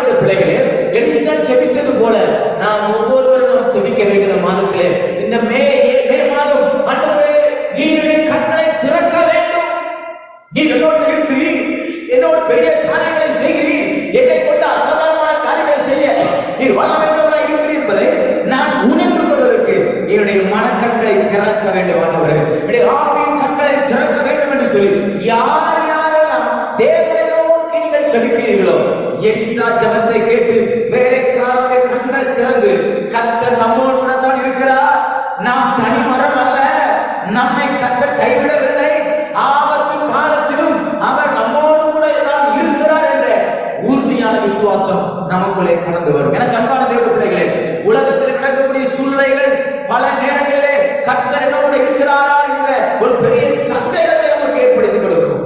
கால சூழ்நிலைகளை பார்த்துக் கொண்டு நாம் அதை கணக்கிட்டு விடக்கூடாது. நமக்குள்ளே வாசம் செய்கிற தேவன் அவர் எப்படிப்பட்டவராக இருக்கிறார், எந்த சூழ்நிலையிலே அவர் நம்மை நடத்தி கொண்டிருக்கிறார் என்ற உணர்வு நமக்குள்ளே வர வேண்டும். எப்போ பார்த்தாலும் நான் மாத்திரம் கஷ்டப்படுகிறேன், நான் மாத்திரம் தான் வேதனைப்படுகிறேன், என்னை கர்த்தர் காப்பாற்றவில்லை, கர்த்தர் எனக்கு உதவி செய்யவில்லை, தேவன் என்னை கைவிட்டு விட்டார், தேவன் என்னை பாராதவர் போல் இருக்கிறார், எனக்கு நன்மை நடக்கவில்லை என்று சொல்லி தேவன் நம்மோடு கூட இருக்கிறதை நாம் பார்க்காமல் நம்முடைய கண்கள் குருட்டாட்டம் உள்ளதாக இருக்கிறது, நம்முடைய கண்கள் குருளான கண்களாக இருக்கிறது. எனக்கு அன்பான தேவ பிள்ளைகளே, ஆபத்தான சூழ்நிலையும் சரி, அது ஆசையான சூழ்நிலையாக இருந்தாலும் சரி, அது மிகவும் அவன் விருப்பமான சூழ்நிலையாக இருந்தாலும் சரி, அது வெறுப்பான சூழ்நிலையாக இருந்தாலும் சரி, நம்மோடு கூட இருக்கிற ஆண்டவர் ஒரு நாளும் நம்மை விட்டு விடவும் மாட்டார், நம்மை கைவிடவும் மாட்டார். அந்த ஆணித்தரமான விசுவாசம், அந்த கண்கள் திறக்கப்பட்ட ஒரு அனுபவம் நமக்குள்ளே வர வேண்டும். கரங்களை உயர்த்தி ஒரு அழகியா சொல்லுவோம், ஆண்டவரே நீ எனக்குள்ளே மனக்கண்களை திறக்க வேண்டும், நீர் என்னோடு கூட இருக்கிறீர் என்ற உணர்வை ஒரு நாளும் என் இருதயத்திலிருந்து எடுத்து போட்டு விடாதீர்கள் என்று நாம் ஜெபிப்போமாக. எனக்கு அன்பான தேவ பிள்ளைகளே, நம்முடைய கண்கள் ஏன் மறைந்து விடுகிறது? நம்முடைய கண்கள் ஏன் கூடாகிவிட்டது? நம்முடைய கண்கள் ஏன் தேவனுடைய சேனையை பார்க்காதபடிக்கு உலகத்தின் சேனையை பார்த்தது? காரணம் என்ன தெரியுமா? நம்முடைய மாம்சத்தின் கண்கள் திறந்திருக்கிறபடினாலே. அதை ஒரே வார்த்தையாக சொல்ல முடியுமேனால், நமக்கும் பரலோகத்துக்கும் சரியான தொடர்பு இல்லாதனாலே, நமக்கும் தேவனுக்கும் சரியான ஒரு உறவு இல்லாதனாலே, நமக்கும் கர்த்தருக்கும் நல்ல ஒரு புரிதல் இல்லாதபடினாலே, அவன் பரிசுத்த ஆவியானவருக்கும் நமக்கும் நல்ல ஒரு ஐக்கியம் இல்லாதபடினாலே, அவர் நம்மோடு கூட இருக்கிறார் என்ற உணர்வை நம்முடைய இருதயத்திலிருந்து அநேக நேரம் எடுத்து போட்டு நான் தனிமையாக இருக்கிறேன், நான் மாத்திரம் நான் போராடி கொண்டிருக்கிறேன், கர்த்தர் என்னோடு கூட இல்லை இல்லை இல்லை என்று சொல்லி நம்மை மட்டும் தட்டி விடுகிறோம். அன்பான தேவ பிள்ளைகளே, ஆண்டுடைய வார்த்தை தெளிவாக சொல்லுகிறது. எலிசா வேலைக்காரனுடைய கண்களை திறக்கும்படி ஜெபித்த பொழுது அவன் கண்கள் திறந்த மாத்திரத்திலே எலிசாவை சுற்றிலும் மலை முழுவதும், அவன் இருக்கக்கூடிய மலை பட்டணம் முழுவதும் தேவ சேனை நிற்கிறதை அவனுடைய கண்கள் கண்டது. அவன் கண்கள் அடைக்கப்படுவதற்கு முன்பதாகவும் அந்த தேவ சேனை இருக்கத்தான் செய்கிறது. அவன் கண்கள் திறந்த பின்பும் அந்த சேனை அங்கே தான் இருக்கிறது, எங்கும் நகரவில்லை, புதிதாக தோன்றவில்லை. நான் என்றைக்கு தேவனுடைய பிள்ளையாக மாறுகிறோம், அன்றைக்கே அவருடைய கரம் என் மேல் வந்து அமர்ந்து விடுகிறது. என்றைக்கு அவர் என்னை அவருடைய பாவங்களை மன்னித்து என்னை அவருடைய சொந்த பிள்ளையாக மாற்றி விடுகிறாரோ, அன்றைக்கு என் மேல் அவருடைய கரத்தை வைத்து மூடிக்கொள்கிறார். எப்பேற்பட்ட சூழ்நிலையிலே நமக்கு அநேக நேரங்களிலே நம்முடைய கண்கள் மறைக்கப்பட்ட சூழ்நிலையாக காணப்படுகிறது. அநேக பரிசுத்தவான்களை பற்றி நாம் வேதத்தை தியானிக்கிறோம். எடுத்து வாசியுங்கள். அவன் யோவான் சுவிசேஷம் 11ஆம் அதிகாரம் 21வது வார்த்தை. யோவான் சுவிசேஷம் 11:21 சொல்லப்பட்டிருக்கிறது. மரியாள் மார்த்தாள் லாசரு என்கிற ஒரு மகனை பற்றி சொல்லப்பட்டிருக்கிறது. லாசரு அவன் மரித்து போகக்கூடிய சூழ்நிலையிலே வியாதிப்பட்டிருக்கிறான். வியாதிப்பட்ட மாத்திரத்திலே மரியாள் மார்த்தாள் இயேசு கிறிஸ்துவுக்கு இந்த செய்தியை சொல்லி விடுகிறார்கள். நன்றாக கவனியுங்கள். இந்த லாசருவை இயேசு கிறிஸ்து மிகவும் அதிகமாக சிநேகித்தார், மிகவும் அன்புள்ளவராக காணப்பட்டார். உடனே இந்த மரியாள் மார்த்தாள் இயேசு கிறிஸ்துவுக்கு இந்த செய்தியை சொன்ன மாத்திரத்திலே அவர் விழுந்தடித்து ஓடி வரவில்லை, அவர் காலம் தாமதித்தார். ஒருவேளை நீங்க நினைக்கலாம், ஏன் அவர் காலம் தாமதிக்க வேண்டும் என்று. அதுக்கு அவரே பதில் சொல்லுகிறார், இதற்கு ஒரு காரணம் இருக்கிறது என்று சொல்கிறார். அப்புறம் கொஞ்ச நாள் கழிச்ச உடனே சுகவீனமாய் இருந்த லாசரு மரித்து போனார். அந்த விஷயத்தை யாரும் இயேசுவுக்கு சொல்லவில்லை. நன்றாக கவனிக்கும்படியாக கேட்கிறேன். அந்த லாசரு மரித்து போய்விட்டான் என்ற செய்தி இயேசு கிறிஸ்துவின் காதுக்கு வரவில்லை. ஆனால் தேவனுடைய இருதயம் லாசரோடு கூட இருந்தது.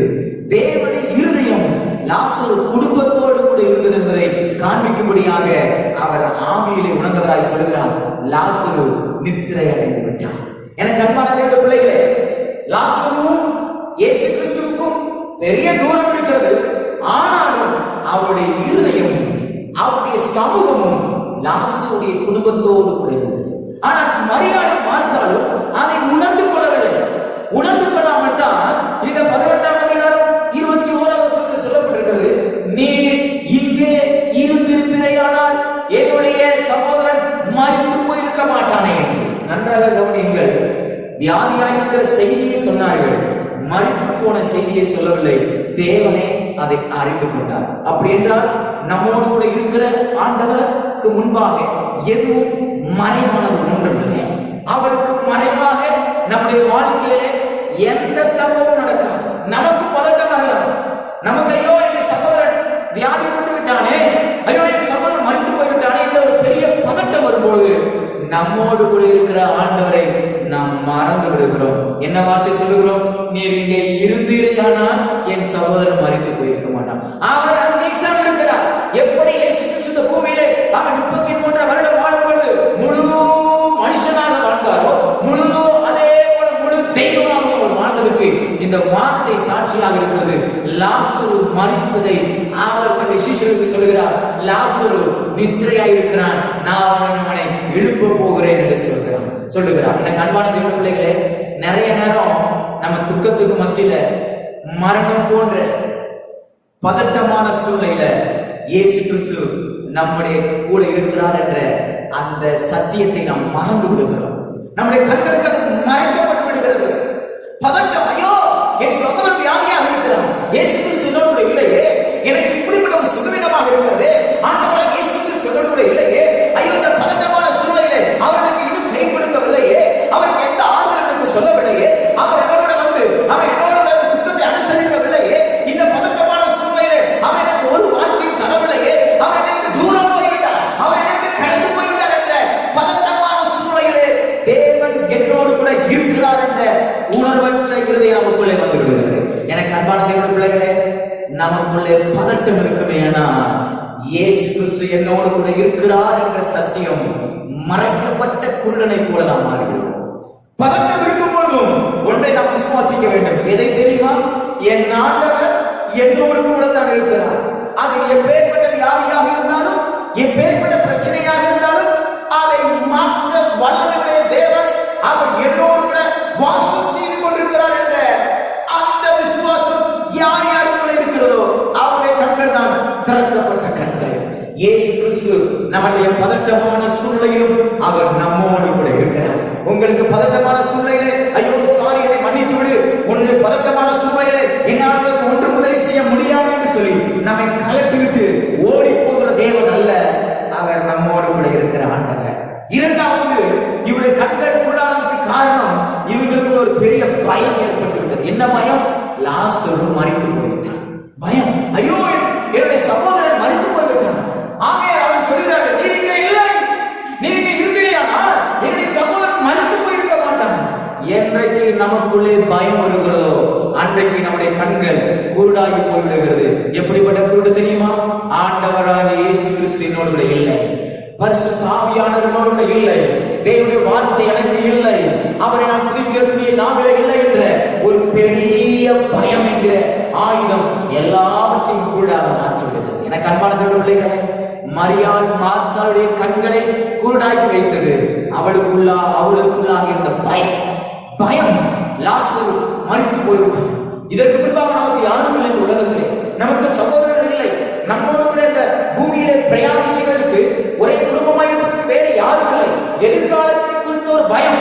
இனி அவ்வளவுதான். ஒரு வாலிபனுடைய வாழ்க்கையை நம்முடைய குடும்பத்தில் இருப்பானே ஆனால், ஒரு ஆண் நம்மளுக்கு துணையாக இருப்பானே ஆனால், எல்லாவற்றையும் செய்திருத்து விடலாம். ஆனால் இன்னைக்கு அந்த ஆண் இந்த பூமியை விட்டு மரித்து போய்விட்டான், நம்மை விட்டு தூரமாய் போய்விட்டான் என்று நமக்கு எதிர்காலம் இல்லை என்ற ஒரு பெரிய பயம். இயேசு கிறிஸ்து தன்னோடு இருக்கிறதை நீங்கள் பயத்தோடு காணப்படுகிறீர்களா? பலவிதமான சிக்கலான சூழ்நிலைகளே உங்கள் இருதயத்துக்குள்ளாக பயம் காணப்படுகிறதா? எதிர்காலத்தை குறித்து வாழ்வு தம்பி நீ பயந்து கொண்டிருக்கிறாயா? வாழ்வு தங்கச்சி பயந்து கொண்டிருக்கிறாயா? அன்பான பெற்றோர்களே, ஐயோ இந்த கொரோனா டைம்ல என் பிள்ளைகளுக்கு திருமண காரியங்களே நான் எப்படி அதை செய்வது, யாரை பார்ப்பது, ஏற்ற துணை எப்படி தேடுவது, என் பிள்ளைகள் எதிர்காலத்தில் எப்படியாக மாறப்போகிறது என்ற ஒரு பெரிய பயத்தோடு காணப்படுகிறீர்களா? பயம் உங்களுக்குள்ளே இருக்குமேயானால் இயேசு கிறிஸ்து உங்களோடு இருப்பதை உங்கள் கண்கள் காண முடியாது. பயத்தை மட்டும்தான் பார்க்க முடியும். மரித்து போன லாசருவை மட்டும்தான் பார்க்க முடியும். தன்னோடு கூட தேவன் எப்போதும் இருக்கிறார் என்ற உணர்வு நமக்குள்ளே போய்விட்டு பயம் நம்முடைய இருதயத்தை முழுவதையும் சூழ்ந்து கொள்ளும். நம்முடைய இருதயத்தை முழுவதையும் பயம் சூழ்ந்து கொள்ளக்கூடாது. தேவன் என்னோடு கூட இருக்கிறார் என்ற விசுவாசம் என் இருதயத்தை சூழ்ந்து கொள்ள வேண்டும். ஆமென், ஹல்லேலூயா. நம்மை கர்த்தர் ஒரு நாளும் கைவிடுகிறவர் அல்ல. உங்களுக்குள்ளே பயம் வரும்பொழுது நம்மோடு இருக்கிற ஆண்டவர் மறந்து போய்விடுகிறார். இரண்டாவதாக நம்முடைய கண்கள் எப்பொழுது உண்டாக மாறிவிடுகிறது? முதலாவது பார்த்தோம், பிரிவு வரும்பொழுது, மரணம் வரும்பொழுது அவர் அங்கே அவருடைய கண்கள் அடைக்கப்பட்டு விடுகிறது. தேவன் தன்னோடு கூட இருக்கிறார் என்று இந்த உணர்வு மறைந்து விடுகிறது. இரண்டாவதாக எப்பொழுது நம்முடைய கண்கள் கூட இருக்கிறது தெரியுமா? மார்க்கு சுவிசேஷம் 4ஆம் அதிகாரம் 38வது வார்த்தையை படித்து பாருங்கள். அங்கே சொல்லப்பட்டிருக்கிறது, நாங்கள் அழிந்து போகிறது உமக்கு கவலை இல்லையா? ஆண்டவராகிய இயேசு கிறிஸ்து 12 சீஷர்களோடு இந்த உலகத்திலே 3.5 வருடங்கள் ஊழியம் செய்தார். அந்த 3.5 வருடங்கள் ஊழிய பாதையிலே இவர் ஒரு கிராமத்திலே ஊழியத்தை முடித்து மற்றொரு கிராமத்திற்கு போகும்படியாக படகிலே பிரயாணம் செய்து கொண்டிருக்கிறார். இவருக்கு மிகவும் சரீரத்திலே சோர்வு, ரொம்ப டயர்டாகி விட்டார். படகின் கடைசி முனையிலே அவர் நன்றாக கப்பலின் பின்னணியத்திலே அவர் நன்றாக தூங்கிக் கொண்டிருக்கும் பொழுது காற்றும் கடலும் பொங்குகிறது. காற்று ஒரு பக்கமாக புயல் வீசுகிறது, கடல் பொங்கி எழுப்பி படகை கவிழ்க்க பார்க்கிறது. இதை 12 சீஷர்கள் சமாளித்து பார்த்தார்கள். 12 சீஷர்கள் ரொம்ப கெட்டிக்காரங்களா இருந்தாங்க, ரொம்ப டேலண்டான ஆட்களா இருந்தாங்க. ஆனா அவங்களால அதை சமாளிக்க முடியவே இல்லை. ஆனா இயேசு கிறிஸ்து நம்மோடு கூட இருக்கிறார் என்ற அந்த உணர்வு அவங்களுக்குள்ள இல்லை. இந்த அன்பான கேட்ட பிள்ளைகளே, நன்றாக கவனியுங்கள். எப்பேற்பட்ட புயல் வீசட்டும், எப்பேற்பட்ட கடல்கள் பொங்கட்டும், நம்முடைய பிரயாணத்தை தடுப்பதற்கும் நம்முடைய வாழ்க்கை பிரயாணத்தை தடுத்து நிறுத்துவதற்கும் எத்தனை யுக்திகளை பிசாசு கையாளட்டும். ஆனால் ஒன்றை மாத்திரம் கவனித்துக் கொள்ளுங்கள், நாம் தனிமையானவர்கள் அல்ல. தேவன் நம்மோடு கூட இருக்கிறார். அந்த கப்பலின் பின்னணியிலே சர்வ வல்லமையுள்ள தேவன் இருக்கிறார் என்ற உணர்வு அவருடைய கண்களுக்கு அது மறைக்கப்பட்டு விட்டது. இருதயத்தின் கண்கள் அடைக்கப்பட்டு மாம்சத்தின் கண்களை திறந்து பார்க்கிறார்கள். காற்றின் சத்தம் கேட்கிறது, கடல் பொங்குகிறதை கண்கள் காக்கிறது. ஆனால் தங்களோடு இருக்கக்கூடிய ஆண்டவரை அவர் மறந்து விடுகிறார்கள். அநேக சூழ்நிலைகளிலே நமக்குள்ளே தேவன் இருக்கிறார் என்ற உணர்வை நாம் உலகத்தை பார்க்கும் பொழுது, உலகத்தின் காரியங்களை பார்க்கும் பொழுது, உலகத்தின் சூழ்நிலைகளை நாம் பார்க்கும் பொழுது நம்முடைய இருதயம் சொல்லுகிறது, தேவன் நம்மோடு கூட இல்லை என்று. நம்முடைய மாம்சம் சொல்லிவிடுகிறது, நீ தனியாக போராடி கொண்டிருக்கிறாய் என்று. நம்முடைய வாழ்க்கை சொல்லிவிடுகிறது, இனி உன்னால் எழுத முடியாது என்று. அவை நம்முடைய எதிர்காலம் சொல்லிவிடுகிறது, இனி அவ்வளவுதான் உன் வாழ்க்கை முடிந்தது என்று. இயேசு கிறிஸ்து கப்பலின் பின்னணியில் இருப்பதை அவருடைய கண்கள் கூடாக்கப்பட்ட நிலைமையிலே காணப்பட்டார்கள். எனக்கு அன்பான பிள்ளைகளே, இயேசு கிறிஸ்து கடல் பொங்கினாலும் அவர் நம்மோடு கூட தான் இருப்பார். காற்று வீசினாலும் அவர் நம்மோடு கூட தான் இருப்பார். இன்றைக்கு எங்கு பார்த்தாலும் வியாதிகள். முன்னாடி சொன்னாங்க, ஒருத்தங்க பேசினாதான் அந்த சுவாசத்தின் மூலமா தான் வியாதி பரவணும். இன்னைக்கு சொல்லுகிறார்கள் ஆராய்ச்சியாளர்கள், இன்றைக்கு வியாதி காற்றோடு கலந்து விட்டது. ஆகையால் உங்கள் குடும்பத்திலே வீட்டிலே தங்கியிருக்கும் பொழுது கூட மாஸ்க் அணித்துக் கொள்ளுங்கள், முகக்கவசம் அணித்துக் கொள்ளுங்கள் என்று சொல்லுகிறார்கள். எவ்வளவு அகுரமான காலங்களில் நாம் வாழ்ந்து கொண்டிருக்கிறோம் பாருங்கள். வீட்டுக்குள்ளேயே நாம் முகக்கவசத்தை அணிந்து வாழக்கூடிய காலகட்டங்களில் வாழ்ந்து கொண்டிருக்கிறோம். இதன் அறிகுறி என்ன? இயேசு கிறிஸ்து சீக்கிரமாய் வரப்போகிறார். அங்கேதான் சொல்லப்பட்டிருக்கிறது, அங்கே மனுஷரால் அடக்க முடியாத வியாதிகள், பல்வேறு விதமான வியாதிகள் தோன்றும் என்று. அவன் கடல் கொந்தளிக்கும் என்று, நிலநடுக்கங்கள் உண்டாகும் என்று. பாருங்கள், அவன் வட மாநிலத்திலே நிலநடுக்கங்கள் ஹெக்டருடைய அளவு மிகவும் அதிகமாகி, நான் அந்த போட்டோவை பார்த்தேன். அந்த நிலங்கள் இரண்டாக பிளந்து இருக்கிறது, இரண்டாக அப்படியே விரிசலுக்கு கீறி போய் நிற்கிறது. எனக்கு அன்பான தேவ பிள்ளைகளே, இதையெல்லாம் பார்க்கும் பொழுது நீங்கள் ஆச்சரியப்பட வேண்டாம். வேதம் சொல்லுகிறது இது எல்லாம் சம்பவிக்கும், ஆனாலும் முடிவு சமீபமாக அல்ல, முடிவு தாமதமாக வரும். இந்த வியாதிகள், அகோரங்கள், நிலநடுக்கங்கள், காற்றழுத்தங்கள் எல்லாம் அதிகரிக்கத்தான் செய்யும். இன்றைக்கு பாருங்கள், ஒரு ஆக்சிஜன் சிலிண்டர் இல்லாமல் மனுஷனால் உயிர் வாழ முடியாது. இன்றைக்கு ஆண்டவர் நம்மை இயற்கையாக சுவாசிக்கும்படியாக, என்றைக்காயிலும் நாம் ஆக்சிஜனை சுவாசிப்பதற்கு நம்ம கடவுளுக்கு பணம் கொடுத்துக்கிறோமா? நமக்கு கடவுளுக்கு பணம் கொடுக்கல. ஆண்டவர் இலவசமாய் அவருடைய ஜீவ சுவாசத்தை நமக்குள்ளே ஊதி அந்த ஜீவ ஆத்மாவாக்கும்படியாக இந்த ஜீவனுக்குரிய ஆக்சிஜனை நமக்கு ஃப்ரீயா கொடுத்திருக்கிறார். எனக்கு அன்பான தேவ பிள்ளைகளே, இப்படிப்பட்ட ஒரு கொடூரமான சூழ்நிலையிலும் தேவன் என்னோடு கூட தான் இருக்கிறாரா?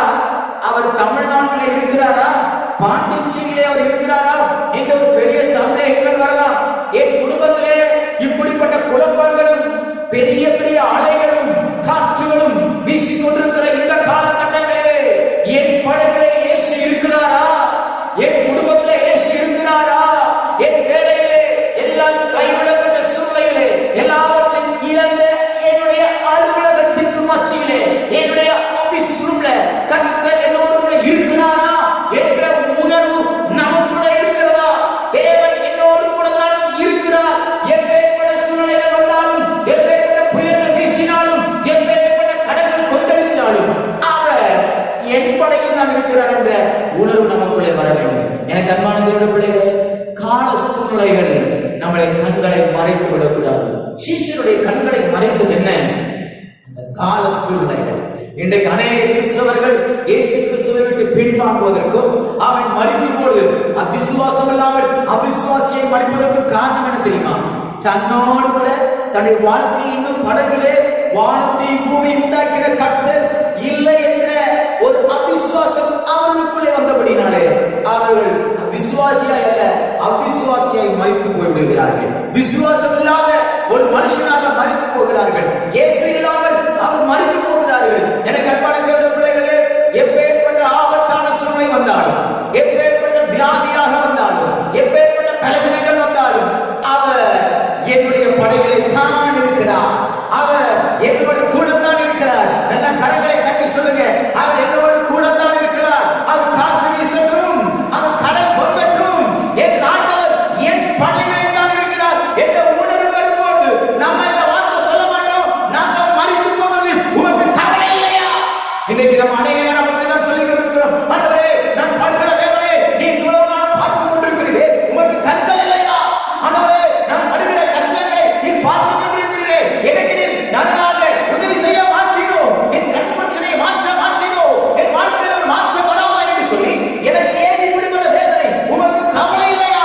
என் எதிர்காலத்தை குறித்த கவலை இல்லையா? என் குடும்பத்தை குறித்த கவலை இல்லையா? என் பிள்ளைகளை குறித்த கவலை இல்லையா? என் ஊழியத்தை குறித்த கவலை இல்லையா என்று சொல்லி அநேக நேரம் நம்மோடு கூட இருக்கிற ஆண்டவரை மறந்து பல வார்த்தைகளை பேசிவிடுகிறோம். எனக்கு அன்பான தேவ பிள்ளைகளே, இயேசு கிறிஸ்து வேறு எங்கும் போகவில்லை. படகின் கப்பலின் பின்னணியத்திலே தான் அவர் தலை சாய்த்து இருக்கிறார். நம்முடைய சூழ்நிலை அவருக்கு தெரியும். படகிலே அவர் படுத்திருக்கிறார், அவர் நித்திரையாக இருக்கிறார். லாசர் மறித்து போனது இன்னொரு ஊர், ஆனால் இயேசு கிறிஸ்து இருந்தது இன்னொரு ஊர். இரண்டுக்கும் பல கிலோமீட்டர்கள் வித்தியாசம் இருக்கிறது. ஆனால் லாசர் மறித்து போனான் என்ற சிந்தை, அந்த உணர்வும், அந்த தெளிவும், அந்த கண்டுபிடிப்பும் அவர்களுக்கு இருக்குமே. ஆனால் படகுல கப்பல்ல நடக்கக்கூடிய சூழ்நிலைகள் அவருக்கு அறியாம இருக்குமா? நிச்சயமா தெரியும். நம்ம நிறைய நேரம் என்ன செய்யணும் தெரியுமா? அவன் படகுல ஆண்டவர் நிச்சயம் மறுக்கிறார். ஏன் தெரியுமா? அவன் படகு நல்லா போய்கிட்டு இருக்குது. நம்மளை பார்த்து மறக்கணும். நம்ம படகுல இருக்கிற ஆண்டவரை மறந்துடுறோம். பக்கத்து படகுல இருக்கிறவங்க படகுல இருக்கக்கூடிய ஆண்டவரை நம்ம நினைச்சு பார்க்கணும். அவன் படகு நல்லா சுமூத்தா போயிட்டு இருக்குது. அவன் வாழ்க்கையில எந்த கஷ்டமும் கிடையாது.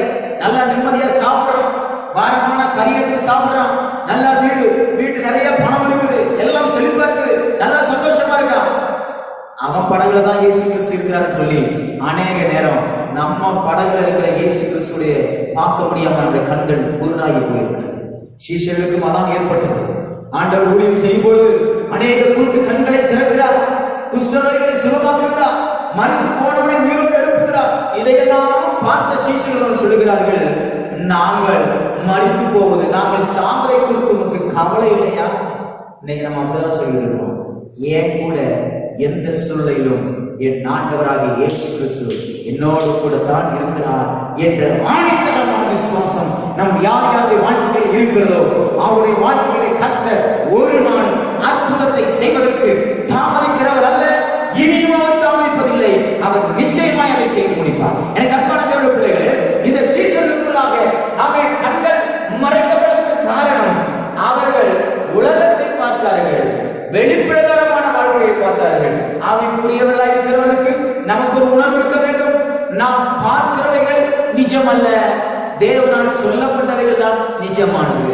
நாம் வாழ்ந்து கொண்டிருக்கிற வாழ்க்கை நிஜமானதல்ல, ஒரு நிஜமான நித்தியமான வாழ்க்கை நமக்கு இயேசு கிறிஸ்து ஆயத்தப்படுத்திக் கொண்டிருக்கிறார். நாம் படுகிற வேதனைகள் அது நிரந்தரமானவைகள் அல்ல, அது ஒரு நாள் மறைந்து போய்விடும். நாம் படுகிற கஷ்டங்கள் அவைகள் நிரந்தரமானவைகள் அல்ல, அதை மாற்ற வல்லமையுடையவர், அதை நிச்சயமாய் அதை மாற்றிடுவா என்ற உணர்வு நமக்குள்ளே வர வேண்டும்.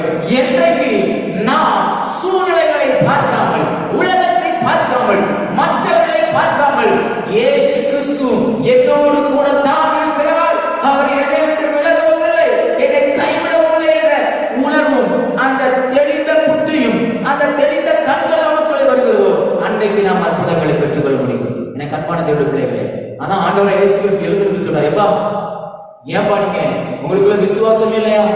அற்ப விசுவாசி, உனக்குள்ள விசுவாசமே வராதா? இறையாவே அமைதியாக இரு. ஒரே ஒரு சத்தம் போட்டாங்க. இந்த ஒரு சத்தத்துக்கு முன்னாடியே இவங்க எல்லாரும் இயேசு கிறிஸ்து வச்சிட்டாங்க, மறந்துட்டாங்க.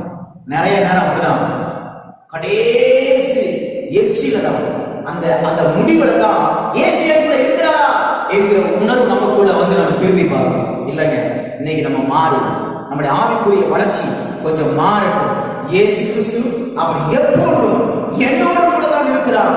அவர் எந்த சூழ்நிலையானாலும், எப்பேற்பட்ட நிலைமையானாலும் அவர் என்னை விட்டு விலகவில்லை. ஆனால் கஷ்டப்பட்டாலும் சரி, அவர் என்னோடு சேர்ந்து கஷ்டப்படுகிறார். நான் சந்தோஷப்பட்டாலும் அவர் என்னோடு சேர்ந்து சந்தோஷப்படுகிறார். நான் வியாதி இருந்தாலும் என்னுடைய வியாதி மத்தியிலும் அவர் இருக்கிறார். அதைத்தான் நாம் சரியாக உணர்ந்து கொள்ள வேண்டும். அதுதான் சரியான வளர்ச்சி. நான் சந்தோஷமாக இருக்கும்போது கர்த்தர் என்னோடு இருக்கிறார், நான் வியாதியாக இருக்கும்போது கர்த்தர் என்னை விட்டு விலகிவிட்டார். இல்லை இல்லை, படைகளில் தான் இயேசு கிறிஸ்து இருந்தார். காற்றும் அடித்தது, கடலும் போகிறது, இயேசு கிறிஸ்து மாறவில்லை. அந்த உணர்வு நமக்குள்ளே உண்டாகுது. எனக்கு அன்பான தேவனுடைய பிள்ளைகளே, மூன்றாவதாக நம்முடைய கண்கள் எப்பொழுது அவன் கூடாக்கப்பட்டிருக்கிறது தெரியுமா? நிறைய நேரம் அவன் நம்ம ஆண்டவரை பார்த்து அவன் நிறைய நேரம் நம்ம கேள்வி கேட்கிறோம், ஆண்டவரே நீர் என்னோடு கூட இருக்கிறீரா? அவன் நீர் என்னோடு கூட இருக்கிறீரா? என்னோட உங்களுடைய கரங்கள் இருக்கிறதா? உங்களுடைய கரங்கள் கூட இருக்கிறதா?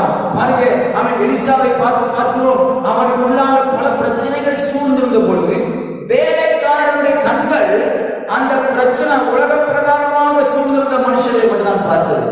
ஆனால் எலிசாவுடைய கண்கள் அவனை சூழ்ந்திருக்கிற மாம்சத்தின் படையை அல்ல, பரலோகத்தின் படையை கண்டது. நமக்கு நாம் இன்றைக்கு எப்படி வளர்ந்திருக்கிறோம்? எலிசாவை போல தேவன் வைத்திருக்கிற அந்த பாதுகாப்பையும், தேவன் என்னோடு கூட இருக்கிறார் என்ற உணர்வும் நமக்குள்ளே வளர்ந்திருக்கிறதா? அல்லது இந்த வேலைக்காரனை போல உலகத்தில் நடக்கிறவைகள் தான் நிஜமானவைகள், உலகத்தை சொல்லுகிறவைகள் தான் நிஜமானவைகள், நான் மறித்து போய்விடுவேன் என்று மருத்துவர் சொல்லிவிட்டார், நான் மறித்து போய்விடுவது போல் இருக்கிறது, ஐயோ வியாதி சுகமாகாது என்று மருத்துவர் சொல்லிவிட்டார், நிச்சயமாக சுகமாகாது, நான் என் கடனை அடைக்க முடியாது, எனக்கு இருக்கக்கூடிய வருமானத்தினாலே என் கடனை அடைக்கவே முடியாது, அது எனக்கு தெரிகிறது, ஆகையால் அப்படியே நடக்க போகுது என்று சொல்லி நம்மை சுற்றி இருக்கக்கூடிய பிரச்சனைகளை பார்த்து கொண்டிருக்கிறோம். வேலைக்காரனை போல அல்ல, அவன் எஜமானை நோக்கி பார்க்கிற வேலைக்காரனாக நாம் மாற வேண்டும். எந்த எஜமானுக்கு நாம் வேலை செய்கிறோமோ அந்த எஜமான் நிச்சயமாய் நம்மை கைவிட மாட்டார். எலிசா தேவனுக்காக அவன் ஊழியம் செய்தார். கர்த்தர் அவனை சூழ்ந்து கொண்டார். மலையை சுற்றிலும் பாளையம் இருப்பது என்று பார்க்கிறோம். அவனை சுற்றும் அவன் அக்னி மதான சேனைகள் சூழ்ந்திருந்தது.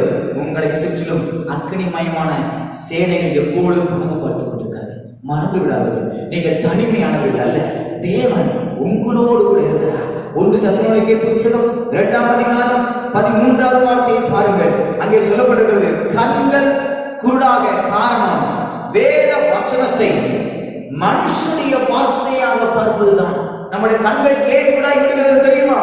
அநேக நேரம் சத்திய வேதத்திலே சொல்லப்படுகிற வார்த்தைகளை விசுவாசியாமல், நாம் வேதத்திலே கர்த்தர் நமக்கு கொடுத்த வாக்குத்தத்தங்களை விசுவாசியாமல், உலக மனுஷர்கள் சொல்வதையும் யூடியூப்ல பார்க்கிறதையும் நம்புகிறோம், டிவியில பார்க்கிறதை நம்புகிறோம், செய்தியில சொல்லுகிறதை நம்புகிறோம். இருக்கத்தானே நம்பிக்கை. ஆனால் அதை காட்டிலும் 1000 மடங்கு அதிகமாக என் தேவன் வேதத்திலே, பரிசுத்த வேதாகமத்திலே என்னை குறித்தும், என் குடும்பத்தை குறித்தும், என் எதிர்காலத்தை குறித்தும் தேவன் என்ன எழுதி வைத்திருக்கிறாரோ அதை மாத்திரம் நிறைவேற்ற அவர் உண்மையுள்ளவர் என்ற சத்தியத்தை அறிந்தவர்களாக, அந்த வார்த்தை மனுஷனுடைய வார்த்தையாக அல்லாமல், இது கர்த்தருடைய வார்த்தை, இது பொய் சொல்லாது, இது பிசகாது, இது மாறாது என்று நீங்கள் கர்த்தருடைய வார்த்தையை அவருடைய வார்த்தையாகவே பார்ப்பீர்களானால் உங்கள் கண்கள் திறக்கப்படும்.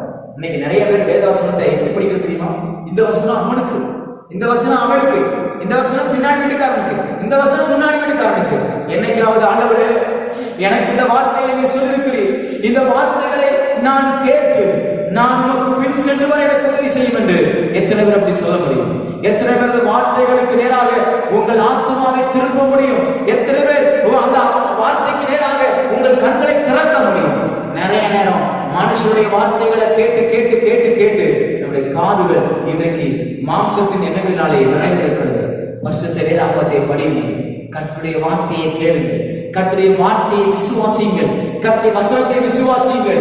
மனுஷன் சொல்லுவதெல்லாம் வாழ்க்கையில் நடப்பது, வானத்தையும் பூமியையும் உண்டாக்கிற கர்த்தருக்கு எழுதி வைத்திருப்பதுதான் என் வாழ்க்கையில் நடக்கும் என்று விசுவாசியுங்கள். வேத வசனத்தை கர்த்தருடைய வார்த்தையாக வாசியுங்கள். 1 தெசலோனிக்கேயர் வாசித்தது போல 2ஆம் அதிகாரம் 13வது வார்த்தையில கர்த்தருடைய வசனத்தை அவருடைய வசனமாகவே எழுதுங்கள். மனுஷன் யாரை எழுதுகிறாங்க? நிறைய பேர் சொல்லுவாங்க, இது மனுஷன் எழுதுறது தானே, இது எப்படி நீங்க பரிசுத்த வேதாகமம்னு சொல்றீங்க? இது பரிசுத்த வேதாகமம் தான். காரணம் என்ன தெரியுமா? இது தேவன் சொல்ல சொல்ல தேவன் மனுஷனுக்காக தன்னுடைய உடன்படிக்கையை ஏற்படுத்தும்படியாக மனுஷனுக்காக எழுதி வைத்த ஒன்று. அவரே தன்னுடைய பிள்ளைகளுக்கு, பரிசுத்தவான்களுக்கு ஞாபகப்படுத்தி நமக்காக எழுதி வைத்திருக்கிறார். எனக்கு அன்பான தேவனுடைய பிள்ளைகளே, என்றைக்கு நம்முடைய கண்கள் திறக்கப்படும் தெரியுமா? இந்த வேத வசனத்தை வேத வசனமாக பார்த்து கர்த்தருடைய வார்த்தையாக பார்க்கிறோம்.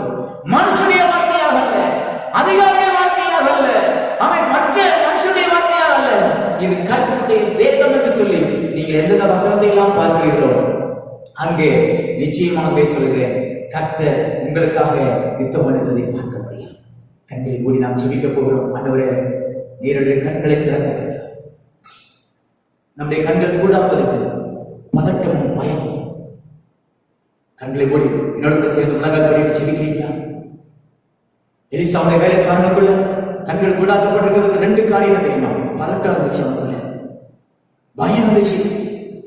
அதனாலதான் அவருடைய கண்கள் கூடாக்கி விட்டது, குருடாக்கப்பட்டிருந்தது. இன்னைக்கு பயமும் பதட்டமும் இயேசு கிறிஸ்து உங்களோடு இருப்பதை மறைத்து விட்டதோ? சூழ்நிலைகளை பார்த்து பார்த்து பயமும் பதட்டமும் இயேசு கிறிஸ்து என்னோட இல்லை என்ற ஒரு ஆணித்தரமான அவிசுவாசம் உங்கள் இருதயத்தின் ஆழத்துள்ள இருக்கிறதோ அதை வேரோடு பிடுங்கி போடுவேன். என்னோடு படித்தான் இருக்கிறார். ஆவிக்குரிய கண்கள் திறக்கப்பட்டான். 2வதாக நம்முடைய கண்கள் மறைக்கப்படுவதற்கு பிரிவும் மரணமும். மரியாள் மார்த்தா லாசரு மரித்துக் கொள்கிறான். பிரிவும் மரணமும் இயேசு கிறிஸ்து எங்களோடு கூட தான் இருக்கிறார் என்பதை மறைத்து விட்டது. எனக்கு அன்பான தேவ பிள்ளைகளே, ஒருவேளை உங்கள் குடும்பத்திலே மரணம் ஏற்பட்டிருக்கலாம் அல்லது பிரிவு ஏற்பட்டிருக்கலாம். மிகவும் நெருங்கினவர்களை நீங்கள் பிரிந்து தூரமாக இருக்கலாம். பதட்டப்படாதீங்க. பிரிவும் மரணமும் இயேசு கிறிஸ்து என்னோட இல்லை என்பதை நிரூபித்து விட முடியாது. எனக்கு பிரிவும் மரணம் வந்தால் சர்வ வல்லமையுள்ள தேவன் எனக்கு ஒரு வாக்கு கொடுத்திருக்கிறார். நான் உலகத்தின் முடிவு பரியந்தம் சகல நாட்களிலும் நான் உங்களோடு கூட இருக்கிறேன் என்று அவர் எனக்கு வாக்கு கொடுத்திருக்கிறார். அவர் வாக்கு மாறாதவர், அவர் வாக்கு மாறாதவர், கண்களை மூடி நாம் செபிப்போம். ஆண்டவரே, எனக்குள்ளே பிரிவும் மரணமும் நீர் என்னோடு கூட இருக்கிறீர் என்ற உணர்வை எடுத்து போட்டு விடக்கூடாது. ஆண்டவரே சொல்லுங்க ஆண்டவரே, எனக்குள்ளே ஆண்டவரே அந்த உணர்வை எடுத்து போட்டு விடக்கூடாது. எத்தனை பேரோட சேர்ந்து செபிக்கிறீங்க? மூணாவது, நம்முடைய கண்கள் மறைக்கப்படுவதற்கு காரணம் எதிர்காலத்தை குறித்த கவலை. நாம் அழிக்கப்பட்டு விடுவோம். நம்பிக்கையற்ற நிலை.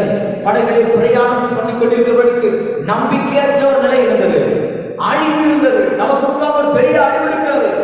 நான் உங்களுக்கு கொண்டு சொல்லிட்டோம், நீங்கள் அழிவை குறித்து கவலைப்படாதீர்கள். உண்மையாகவே சொல்கிறேன், கட்டுரை பலிபீடத்திலிருந்து இன்றைக்கு மரணம் வந்தாலும் அதை சந்திப்பதற்கு நான் ஆயத்தம். காரணம் என்ன தெரியுமா?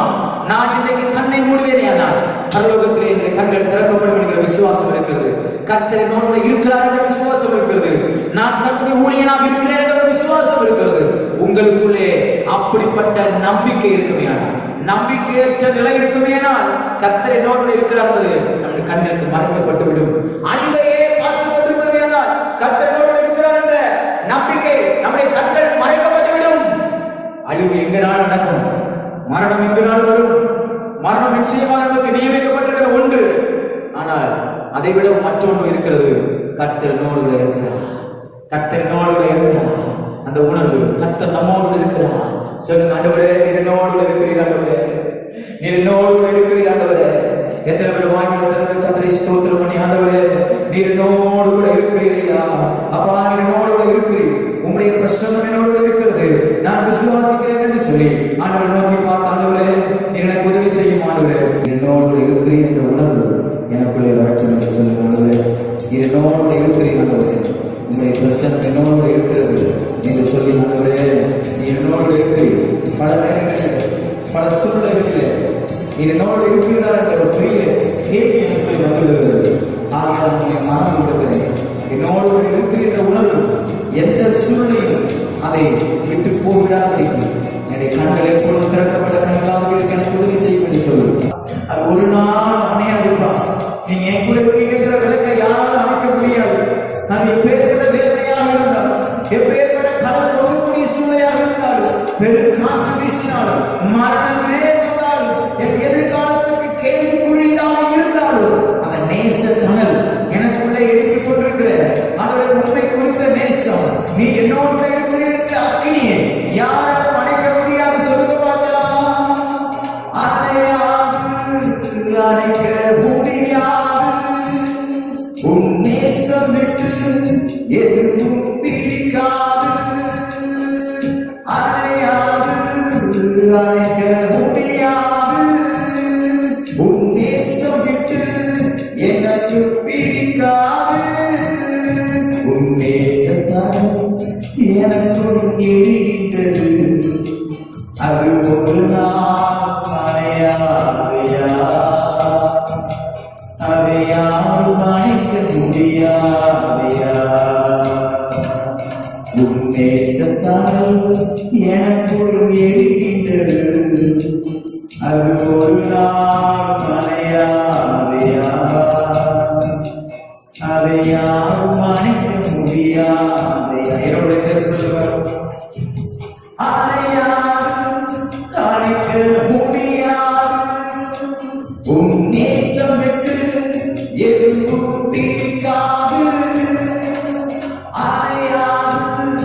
அணைக்க முடியாது, உன் நேசம் விட்டு உலகம் பிரிக்காது. அணைக்க முடியாது, உன் நேசம் விட்டு எதுவும் பிரிக்காது. அணைக்க முடியாது, உன் நேசம் விட்டு உலகம் பிரிக்காது.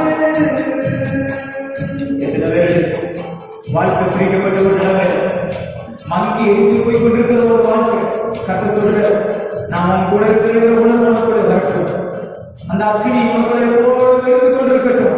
பிரச்சனைகள் வரும்போது, சோதனைகள் வரும்போது, வேதனைகள் வரும்போது, இழப்புகள் வரும்போது, மரணம் ஏற்படும்போது, உனக்குள்ளே நான் இருக்கிறேன். உன் குடும்பத்தோடு நான் இருக்கிறேன். உன் எதிர்காலத்தோடு நான் இருக்கிறேன். உன் வேலை ஸ்தலத்தில் நான் இருக்கிறேன். உன் குடும்ப வாழ்க்கையில் நான் இருக்கிறேன். உன் படிப்பில் நான் இருக்கிறேன்.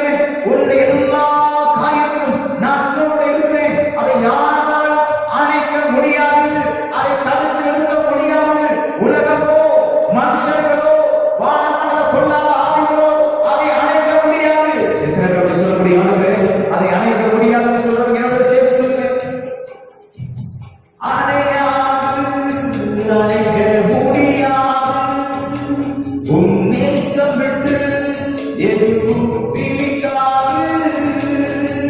அணையாது அணைக்க முடியாது உன் நேசம் விட்டு உலகம் பிரிக்காது.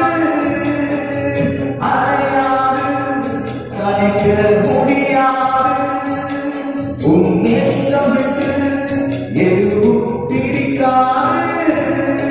உன் நேசத்தால் எனக்குள் ஏறின்றது அது ஒரு நாள் மறையாதையா, அதை யாரும் மறைக்க முடியாதையா. உன் நேசத்தால் எனக்குள் ஏறின்றது அது ஒரு நாள் மறையாதையா, அதை யாரும் மறைக்க முடியாதையா. அணையாது கரைக்க முடியாது உன் நேசம் விட்டு எதுவும் பிரிக்காது. அணையாது அணைக்க முடியாது உன் நேசம் விட்டு உலகம் பிரிக்காது. அணையாது அணைக்க முடியாது உன் நேசம் விட்டு எதுவும் பிரிக்காது. அணையாது அணைக்க முடியாது உன் நேசம் விட்டு உலகம் பிரிக்காது. நேசத்தால் எனக்குள் ஏறின்றது அது ஒரு நாள் அணையாதையா, அதை யாரும் அணைக்க முடியாதையா.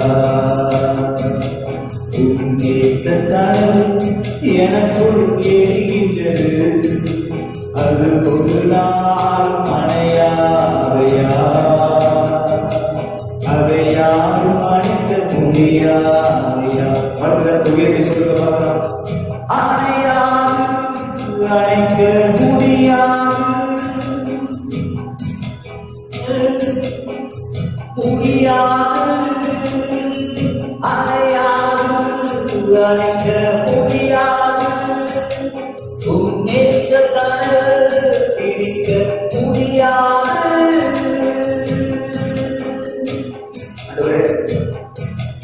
என்னோடு இந்த உணவு எனக்கு எப்போது வரட்டும், எனக்கு உதவி செய்யும் என்று சொல்லி நோக்கி பார்த்து அவரை நம்மளால் ஜெபிக்குமாக உதவி செய்கிறார்.